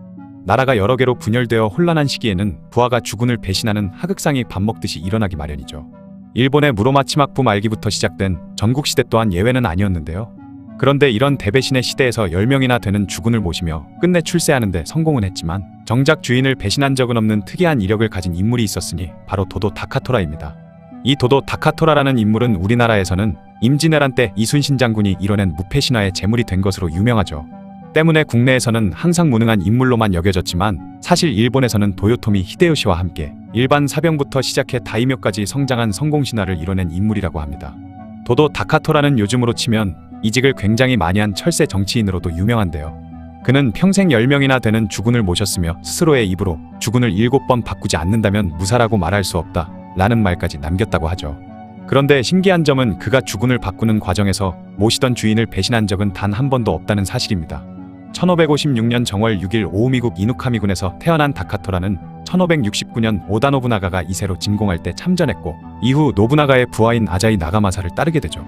이후 그는 아네가와 전투 우사야마성 전투 등에서 공을 세운 끝에 나가마사의 인정을 받으며 순조롭게 커리어를 쌓아가는 듯했지만 큰 사고를 저질러버리면서 자기 팔자를 스스로 꼬아버립니다. 1572년 같은 주군을 모시는 가신인 야마시타 가스케와 싸움이 붙었다가 그를 죽여버리게 된 것인데요. 같은 가문을 위해 일하는 가신을 죽인 것은 주군에게 문책을 피할 수 없는 상황이었기 때문에 위기를 느낀 다카토라는 그 길로 도망을 쳐서 아치지 사다유키가 있는 야마모토야마성으로 피신을 가게 되죠. 다카토라를 맞이한 사다유키는 크게 기뻐하며 그를 빈객으로서 잘 대우해줬다고 합니다. 하지만 여기에서도 다카토라는 다른 가신들과 불화를 일으켰고, 특히 그 중에서도 아치지 나타스케와 히로베 도쿠이라는 무장들은 그의 명령을 무시하는 일이 많았기 때문에 분노한 다카토라는 이들을 찔러 죽여버리고 아치지 가문을 떠나 그때부터 떠돌이 무사인 낭인으로 전락하게 됩니다. 그렇게 백수 생활을 1년 정도 한 다카토라는 한때 아자이 가문의 가신이었다가 이제는 오다를 섬기는 이소노 단바노카미 카즈마사의 밑으로 들어가게 되죠. 그렇게 오다 가문과의 인연이 시작되면서 드디어 정착하는데 성공하나 싶었던 다카토라였지만 1574년에 카즈마사의 후임으로 오다 노부나가의 조카인 오다 노부즈미가 오자 또다시 문제가 생기기 시작했는데요. 다카토라는 자신이 가문의 중요한 가신이라고 생각한 만큼 그에 맞는 대우를 받기를 원했지만 노부즈미는 그가 원하는 대우를 해줄 생각이 없었고, 몇 번의 교섭 끝에도 원하는 결과를 얻지 못하자 다카토라는 결국 오다 가문에서 벗어나 다시 낭인 생활을 한다는 상남자스러운 초강수를 두게 됩니다. 당시 오다 가문이 일본 전체에 미치던 영향력을 생각하면 그야말로 미친 짓이라고 불려도 할 말이 없는 선택이었죠. 그렇게 2년간의 백수 생활을 하던 다카토라는 그의 경력을 보고 반해버린 하시바 히데나가의 러브콜을 받아 그의 밑에서 일하게 됩니다. 당시 히데나가의 형인 하시바 히데요시는 새롭게 하사받은 오우미의 영지의 나가하마성을 새롭게 쌓는 중이었는데, 다카토라는 여기에 참여해 여러가지 업무를 맡았다고 하죠. 비슷한 시기에 오다 노부나가 또한 아즈치성을 새롭게 쌓는 중이었기 때문에 여기에도 불려가면서 토목 관련 업무만 줄기차게 했다고 하네요. 이후 주고쿠 정벌에 참여해서 공을 세운 다카토라는 1582년에 노부나가가 혼노지의 변으로 사망하고 히데요시와 아케치 미츠히데가 야마자키 전투를 일으키자 여기에도 참전의 선봉으로서 공을 세우게 됩니다. 이후 시즈가타케 전투 등에서도 활약하면서 히데요시로부터 5천석을 더 받아 1만석의 다이묘로 승진하게 되죠. 1591년 히데나가가 죽자 그의 조카인 하시바 히데스구를 주군으로 모시게 된 다카토라는 임진왜란 때 수군 9천여 명을 이끌고 참전했지만 이순신이 지휘한 조선 수군에게 여러 차례 패전하게 됩니다. 그는 일본 수군의 첫 패배였던 옥포해전 당시 지휘관이기도 했죠. 1595년 히데스구가 반역을 시도했다는 죄목으로 처형당하자 다카토라는 고야산으로 출가를 했는데, 그의 재능을 아까워한 도요토미 히데요시가 다카토라를 소환하면서 그는 무려 7만석의 다이묘로 승진하게 됩니다. 정유재란 때 수군을 이끌고 다시 조선정벌에 참가한 그는 원균이 이끄는 수군을 칠천량 해전에서 섬멸시켰지만 명량해전에서 또다시 이순신에게 대패를 하게 되죠. 1598년 8월 도요토미 히데요시가 죽자 다카토라는 다음 패권을 잡을 인물이 도쿠가와 이에야스라 판단하고 뜻을 같이 하는 도요토미의 가신단과 함께 잽싸게 도쿠가와 이에야스 측으로 붙어버렸다고 하네요. 세키가하라 전투에서는 전투의 달인 오타니 요시스구의 부대와 겨뤄 큰 피해를 입으며 별다른 공을 세우지는 못했지만 와키자카 야스하루, 오가와 스케타다 등을 설득해 서군을 배신하게 만들면서 전쟁이 끝난 후에 이에야스의 인정을 받아 20만석의 다이묘가 되었습니다. 도쿠가와 이에야스가 쇼군이 되면서 에도 막부의 중심이 된 다카토라는 오사카 전투에도 참여해 조속합의 모리치카 부대와 대결하면서 많은 피해를 입게 됐지만 결과적으로 전투에는 승리하게 되면서 그 공을 인정받아 32만석의 대영주가 되었죠. 이후 도쿠가와 이에야스는 국가에 무슨 일이 생기면 가장 먼저 다카토라의 손을 빌리겠다 라는 말을 남겼으며 임종 직전에도 그가 침상 곁에 있도록 허락하는 등 다카토라에게 많은 신뢰를 보냈다고 하는데요. 이에야스가 죽은 후에는 그의 아들 쇼군 히데타다를 섬기다가 1630년 에도에 있는 저택에서 사망했다고 합니다. 그는 대세를 따라 주군을 수없이 바꾸어 섬긴 인물로 주군을 바꾸는 것이 일상적인 전국시대의 분위기에서조차 매우 독특한 인물이었다고 하는데요. 하지만 그렇게 몸담고 있는 곳을 옮긴다고 해도 상황이 불리해져서 주군의 뒤통수를 때린 적은 한 번도 없었고, 오히려 모시는 가문이 위기에 처했을 때는 한눈 팔지 않고 성실히 일했다고 하죠. 때문에 오히려 이전에 모시던 주인으로부터 감사장이나 추천장을 받고 나올 정도였으며 새 주군으로부터 의심을 받는 경우는 거의 없었다고 합니다. 게다가 단순히 처세술이 좋기만 했다면 그토록 성공하기는 힘들었겠지만 그는 성을 쌓는 축성술을 비롯해 지상전에서도 유능했으며 임진왜란에서 수군을 지휘할 정도로 수전에도 능했다고 하네요. 비록 이순신에게 많은 패배를 당하기는 했지만 해전이라면 세계 역사상 최고라 할 수 있는 이순신에게 패했다는 것 때문에 그를 무능한 수군 장수라 평가하는 건 다카토라에게 너무 가혹한 일이겠죠. 오늘은 일본 전국시대 최고의 다이묘를 꼽을 때 절대 빠질 수 없는 인물이라 불리는 모리 모토나리에 대해 알아보겠습니다. 1497년 아키의 호족인 모리 히로모토와 모리 가문의 반개 출신인 후쿠바라 부인의 이남으로 태어난 모토나리는 1500년 그의 아버지가 권력 다툼에서 밀려나면서 본성인 교시다 고리야마 성을 떠나 다지히사루가 개성에서 살게 됐는데 5살 때 그를 아껴주던 어머니를 잃고 10살 때 아버지마저 잃으면서 친형인 모리 오키모토의 보호 아래 성에서 살고 있었지만 부모 없이 영지와 성을 운영하는 것이 쉽지는 않았다고 합니다. 때문에 가신인 이노우의 모토모리가 어린 주군을 얕보고 횡령까지 하는 바람에 쪼들리는 생활을 할 수밖에 없었는데 그나마 의붓어머니인 스기노 오카타가 재혼도 하지 않고 친어머니의 자리를 메워주면서 겨우 버틸 수 있었다고 하네요. 그가 17세가 되던 해 명나라 사람들이 모리 가문을 방문한 적이 있는데 그들 중 관상을 잘 보던 사람이 모토나리를 보고는 한고조나 당태종에 풍모가 있다고 평한 적도 있다고 합니다. 1516년 형이자 영주인 오키모토가 젊은 나이에 세상을 떠났는데 그 자리를 이어받은 조카 고마스마루가 너무 어렸기 때문에 모토나리가 조카를 대신해서 영지를 다스리게 되죠. 아직 기반이 미약했던 모토나리는 고마스마루의 외척인 다카하시 가문과 그리 사이가 좋지 못했기 때문에 자신의 장녀를 다카하시 가문으로 시집보내 그들에게 협력을 구했습니다. 말이 며느리지 사실상 인질과 다름없는 신세였다고 하네요. 얼마 지나지 않아 빈고에서 미요시 가문과 전투 중 다카하시 일족이 대부분 사망하면서 모토나리가 정치적 주도권을 쥐게 되죠. 하지만 그때까지도 너무 어린 나이에 대리청정을 맡은 모토나리는 문중에서 제대로 된 인정을 받지는 못했다고 하네요. 그러던 중 모리 가문과 아키에서 1, 2위를 다투던 다케다 모토시게가 모리 가문의 부하인 기카와 가문의 아리타성을 공격하게 됩니다. 이에 모토나리는 어린 조카를 대신해 원군을 끌고 갔는데 그것이 그의 첫 출전이었다고 하죠. 다케다 가문의 맹장 구마가이 모토나오가 그를 상대하러 오자 모토나리는 매복 등을 적절히 구사해 그의 부대를 격파한 후 대장인 구마가이의 목을 베는데 성공하게 됩니다. 경로한 다케다 모토시게는 아리타 성포위를 풀고 모토나리를 상대하러 갔죠. 병력상으로는 분명 다케다군이 수적으로 우세했지만 모토나리는 적군이 강을 건너는 순간을 노렸다가 궁병들을 시켜 화살을 퍼부어 버렸고 화살비를 맞은 다케다 모토시게가 전사하면서 다케다군은 처참히 패배했습니다. 그렇게 다케다 가문을 재기불능에 빠뜨린 모리 집안은 머지않아 아키 최대의 세력으로 성장하게 되죠. 이후 모토나리는 아키를 통일하기 위해 이즈모와 이와미의 태수인 대영주 아마고 가문의 밑으로 들어갔습니다. 아마고 가문은 원래 다케다 가문과 손을 잡고 있었는데 오우치 가문이라는 강대한 적을 상대해야 하는 상황에서 그들에게 더 도움이 되는 모리 가문을 선택한 것이죠. 그렇게 모리는 아마고 가문의 묵인 아래 다케다 가문의 남은 세력들을 흡수하기 시작했습니다. 모토나리는 다케다 가문의 본성인 가나야마성 공략대에도 큰 공을 세우며 가문 내 입지를 더욱 다지게 되는데요. 그러던 1523년 조카 고마스마루가 9살의 어린 나이로 죽자 모리 가문의 중신들은 모토나리를 새로운 주군으로 내세웠죠. 하지만 사카 가문과 와타나베 가문 등 유력한 호족들은 모토나리가 어린 조카를 암살한 게 틀림없다고 주장하며 모토나리의 동생인 아이오 모토스나를 주군으로 세우려 했습니다. 사실 이 모든 것은 모리 가문이 더 이상 커지는 것을 경계한 주인 가문 아마고 스네이사의 책략이었다고 하죠. 하지만 모토나리는 다른 가신들의 지지를 얻어 반대파를 신속하게 제거하고 안정적으로 자신의 지배권을 지켜냈습니다. 1525년 이 모든 일에 배후에 아마고 가문이 있었음이 드러나면서 모토나리와 아마고 스네이사는 원수가 되었고 모리 가문은 아마고 가문의 경쟁 상대인 오우치 가문 밑으로 들어가게 되죠. 1529년 모토나리는 조카 고마스마루의 외척이자 자신의 사돈인 다카하시 오키미스 일족을 토벌했기 때문에 그곳에 인질로 잡혀있던 그의 딸은 당연히 목숨을 잃게 되었는데요. 덕분에 모토나리는 영토확장을 위해선 딸의 목숨 따윈 아랑곳않는 냉혈한이라고 알려지며 주변 호족들 사이에서 신용이 많이 내려갔다고 합니다. 하지만 그는 그런 평판 따윈 무시하고 아키 지방의 또 다른 숙적인 시시도 가문의 다른 딸을 정략 결혼시키며 거듭 혈연을 늘려갔죠. 뿐만 아니라 그는 자신의 주인인 오우치 가문이 권력 투쟁으로 인해 세력이 약해져가는 걸 이용해 거침없이 자신의 세력을 늘려가기 시작했는데요. 그 중에서도 특히 오우치 가문의 난에 휘말린 아마노 가문과 구마가이 가문과도 맹약을 맺으면서 아키의 완전 제패를 이루어냈습니다.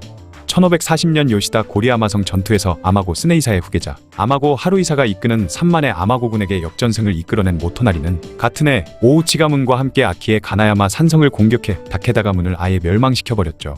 1542년부터 1543년에 참전한 이즈모 원정에서는 기카와 오키스네의 배신으로 보급선이 끊겨 대패하기는 했지만 전투에 참여한 다른 두 대영주 집안이 엄청난 타격을 받은 반면에 모토나리는 상대적으로 자신의 세력을 잘 보존했기 때문에 오히려 자신의 세력이 더 강해지게 되는 유리한 결과를 얻었죠. 1544년 모토나리는 강력한 수군을 보유한 다케하라 고바야카와 가문의 삼남인 도쿠주마루를 입양시켜 그곳에 당주로 앉혔고 1547년에는 처가인 기카와 가문의 차남 모리 모토하루를 입양 보낸 후 당주인 기카와 오키스네를 강제로 끌어내리면서 자신의 차남을 그곳의 후계자로 만들어버렸습니다. 한편 누타 고바야카와에도 자신의 삼남 고바야카와 다카카게를 대릴사위로 보내면서 자신의 아들이 누타 고바야카와 가문을 이어받도록 만들었죠. 그렇게 모토나리는 기카와 가문과 고바야카와 가문을 모리 가문의 분가로 만들면서 두 가문을 자신의 양날개로 삼았습니다. 이로써 모토나리는 남주고쿠 지방 중 무려 절반 가까이를 손에 넣게 되는데요. 1553년 아키를 침공한 아마고 하루이사를 격퇴한 모토나리는 1554년 아마고 가문 내부에서 대규모 숙청 사태가 일어나면서 북부의 세력이 약해진 틈을 타 주군인 오우치 가문의 반기를 들었습니다. 모토나리는 오시키바타 전투, 이스쿠시마 전투에서 연달아 오우치 가문의 부대를 격파했고 이후 그는 오우치의 남은 영토를 하나하나 차지해갔는데 그 와중에 가문 내의 혼란을 수습한 아마고 가문의 당주 아마고 하루이사가 모리 가문의 영토인 야마부키성을 공격해 그곳에 있던 이와미 은광을 손에 넣는 일도 있었죠. 1557년 오우치 가문은 결국 북규슈를 제외한 모든 영지를 모리 모토나리에게 넘겨주고 멸문하게 됩니다. 그리고 1558년에는 오우치 가문에게 뺏겼던 은광을 되찾기 위해 모토나리는 차남인 모토하루와 함께 누쿠유성으로 원정을 떠나게 됩니다. 누쿠유성을 함락시키는데 성공한 그들은 기세를 몰아 야마부키성까지 공격해 들어갔지만 긴 원정에 병사들이 지쳐 더 이상 전투를 계속할 수 없게 되면서 포위를 풀고 철수를 하고 있었는데 때마침 아마고 하루이사가 보낸 원군이 도착했고 이를 본 수비군의 대장 혼조 스네미스가 성문을 열고 아마고의 원군과 협공을 가하면서 모토나리군은 큰 패배를 맛보게 되죠. 1560년 아마고 하루이사가 세상을 떠나면서 아마고 가문이 심한 내분에 휩싸이자 아마고 측은 당시 무로마치 막부의 세이이대 장군 아시카가 요시테루에게 모리 지방과의 중재를 요청했지만 모토나리는 단호하게 이를 거절하고 주고쿠 지방을 제패할 준비를 시작했는데요. 1562년 마침내 이즈모 원정길에 오른 모토나리는 먼저 10개 지성 중 하나인 시라가성을 함락시킨 후 과거 오우치 가문 밑에서 본성인 가산토다 성을 공략했다 실패했던 경험을 살려 병사들을 풀어 성을 포위하기만 한 후 아마고군 내부에 이간책을 펼치면서 가문의 권력을 이어받은 지 얼마 안 된 적장 아마고 요시히사가 선대 때부터의 중신 우야마 히사카네를 자신의 손으로 제거하게 만들었죠. 그렇게 자신의 손으로 부하를 죽인 아마고 요시히사는 가문 내에서 인망을 잃게 됐고 성내 병사들의 사귀는 시간이 갈수록 떨어져만 갔습니다. 그러자 모토나리는 투항한 적군 병사들에게 자신이 직접 죽을 나눠주는 모습을 보이며 상대의 항복을 유도했죠. 결국 1566년에 아마고군은 싸울 의지를 잃고 성문을 열게 됩니다. 이로써 모리 모토나리는 평생의 숙적을 모두 처단하고 주고쿠의 패자로 우뚝 서게 되었죠.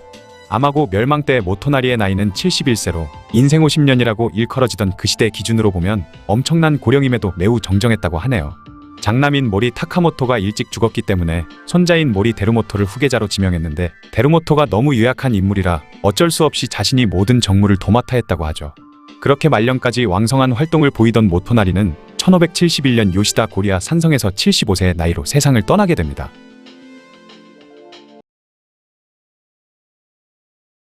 오늘은 최고 권력자의 아들로 태어나 누구나 부러워하는 삶을 살게 될 줄 알았지만 젊은 나이에 비참한 최후를 맞게 된 도요토미 히데요시의 아들 도요토미 히데요리에 대해 알아보는 시간을 가져보겠습니다. 도요토미 히데요시는 53세라는 늦은 나이에 얻은 늦둥이 장남 도요토미 추루마츠가 3살이라는 어린 나이에 병으로 세상을 떠나자 크게 상심했고 너무나도 어렵게 얻은 자식을 잃은 만큼 이제 다시는 자식을 볼 수 없다고 생각하면서 자신의 피를 이은 후계자를 거의 포기한 분위기였다고 하죠. 때문에 57세라는 매우 늦은 나이에 간신히 얻은 히데요리는 그에게 정말 귀하디귀한 아들이었을 것으로 짐작됩니다. 늙음하게 겨우 얻은 큰아들인 도요토미 추루마츠가 어린 나이에 병으로 요절한 후 히데요시는 더 이상 자식을 낳을 수 없다고 생각했는지 누나 니슈의 아들인 조카 도요토미 히데츠구를 후계자로 지명했기 때문에 이후 작은 아들인 히데요리가 태어났을 당시에는 이미 히데츠구가 히데요시의 관백 자리를 이어받고 있었으므로 논란이 생겼다고 하는데요.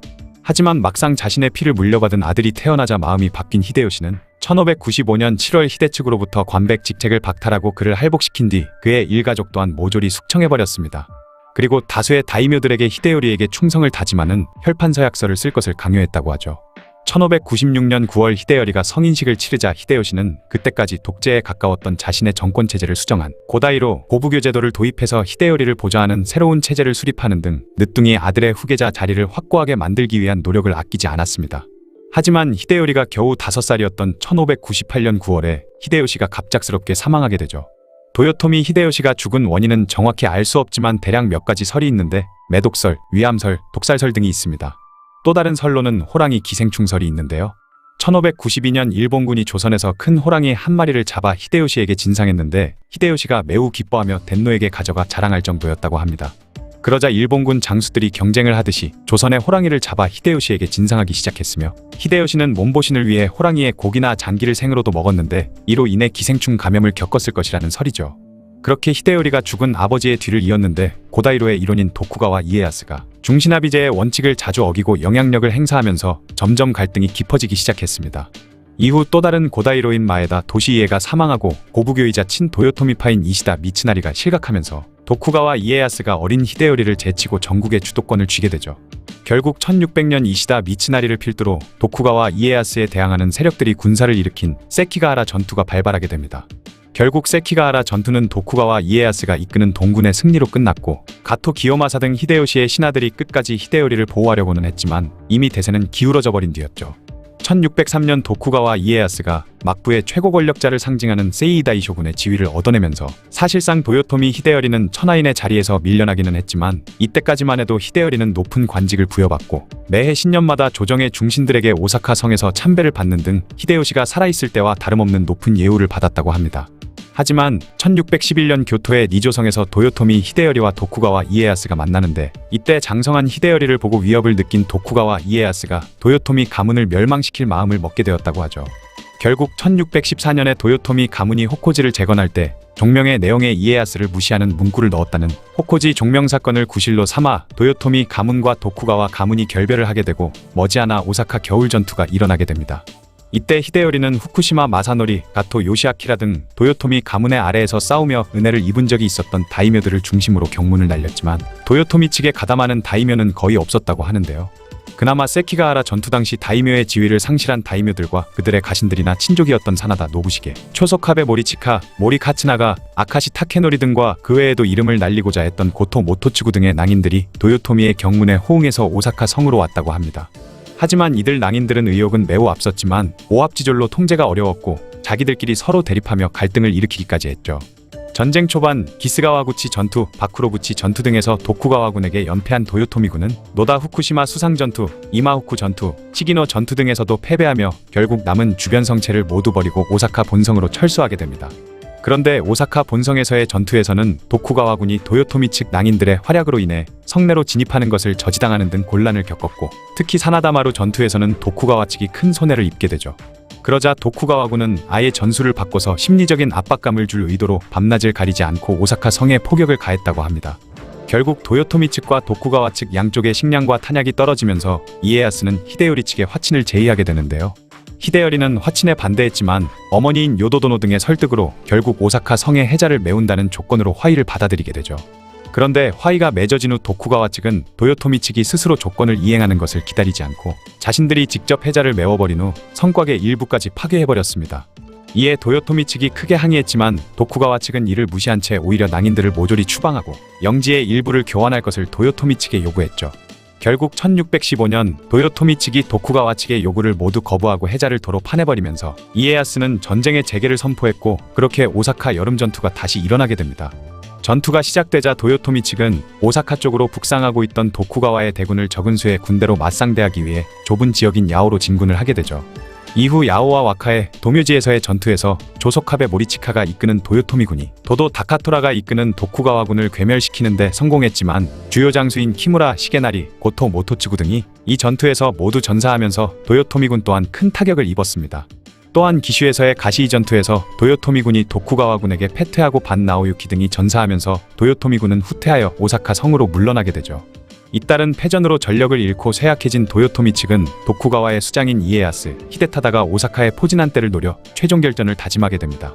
이때 사나다 노부시게가 도요토미군의 사기를 높이기 위해 총대장인 히데요리가 직접 전선에 나와 군사들을 독려할 것을 히데요리에게 호소했지만 히데요리의 어머니인 요도도노가 전장이 아들에게 좋지 않은 영향을 미칠 것을 염려해 강력하게 반대를 하면서 결국 무산되었다고 하죠. 그러면서 정장 요도도노 본인은 자주 전선을 들락날락했다고 하네요. 같은 해 5월 7일 도요토미 측의 모리 가츠나가 부대가 도쿠가와 측의 혼다 타다노부 부대를 사격한 것을 시작으로 오사카 전투의 마지막 전투인 덴노지, 오카야마 전투가 벌어졌습니다. 덴노지 방면에 있었던 사나다 노부시게, 모리 가스나가의 군은 차례차례 도쿠가와 측의 진영을 무너뜨리면서 한때 이에야스가 자결을 각오해야 할 만큼 도쿠가와군을 궁지에 몰아넣은 적도 있었죠. 특히 사나다 노부시게는 적과 아군 양쪽에서 일본 제1의 용사로 칭송받았을 만큼 여러 차례 위협적인 돌진을 감행하며 뛰어난 전투 능력을 보여줬습니다. 하지만 결국 이에야스를 치는 데까지는 성공하지 못한 노부시게는 퇴각하던 도중 힘이 다해서 전사했고 다른 도요토미군도 모두 무너지게 되죠. 결국 더 이상 의지할 곳이 없어진 히데요리는 어머니인 요도도노와 함께 자결하면서 23살의 젊은 나이로 세상을 떠나게 됩니다.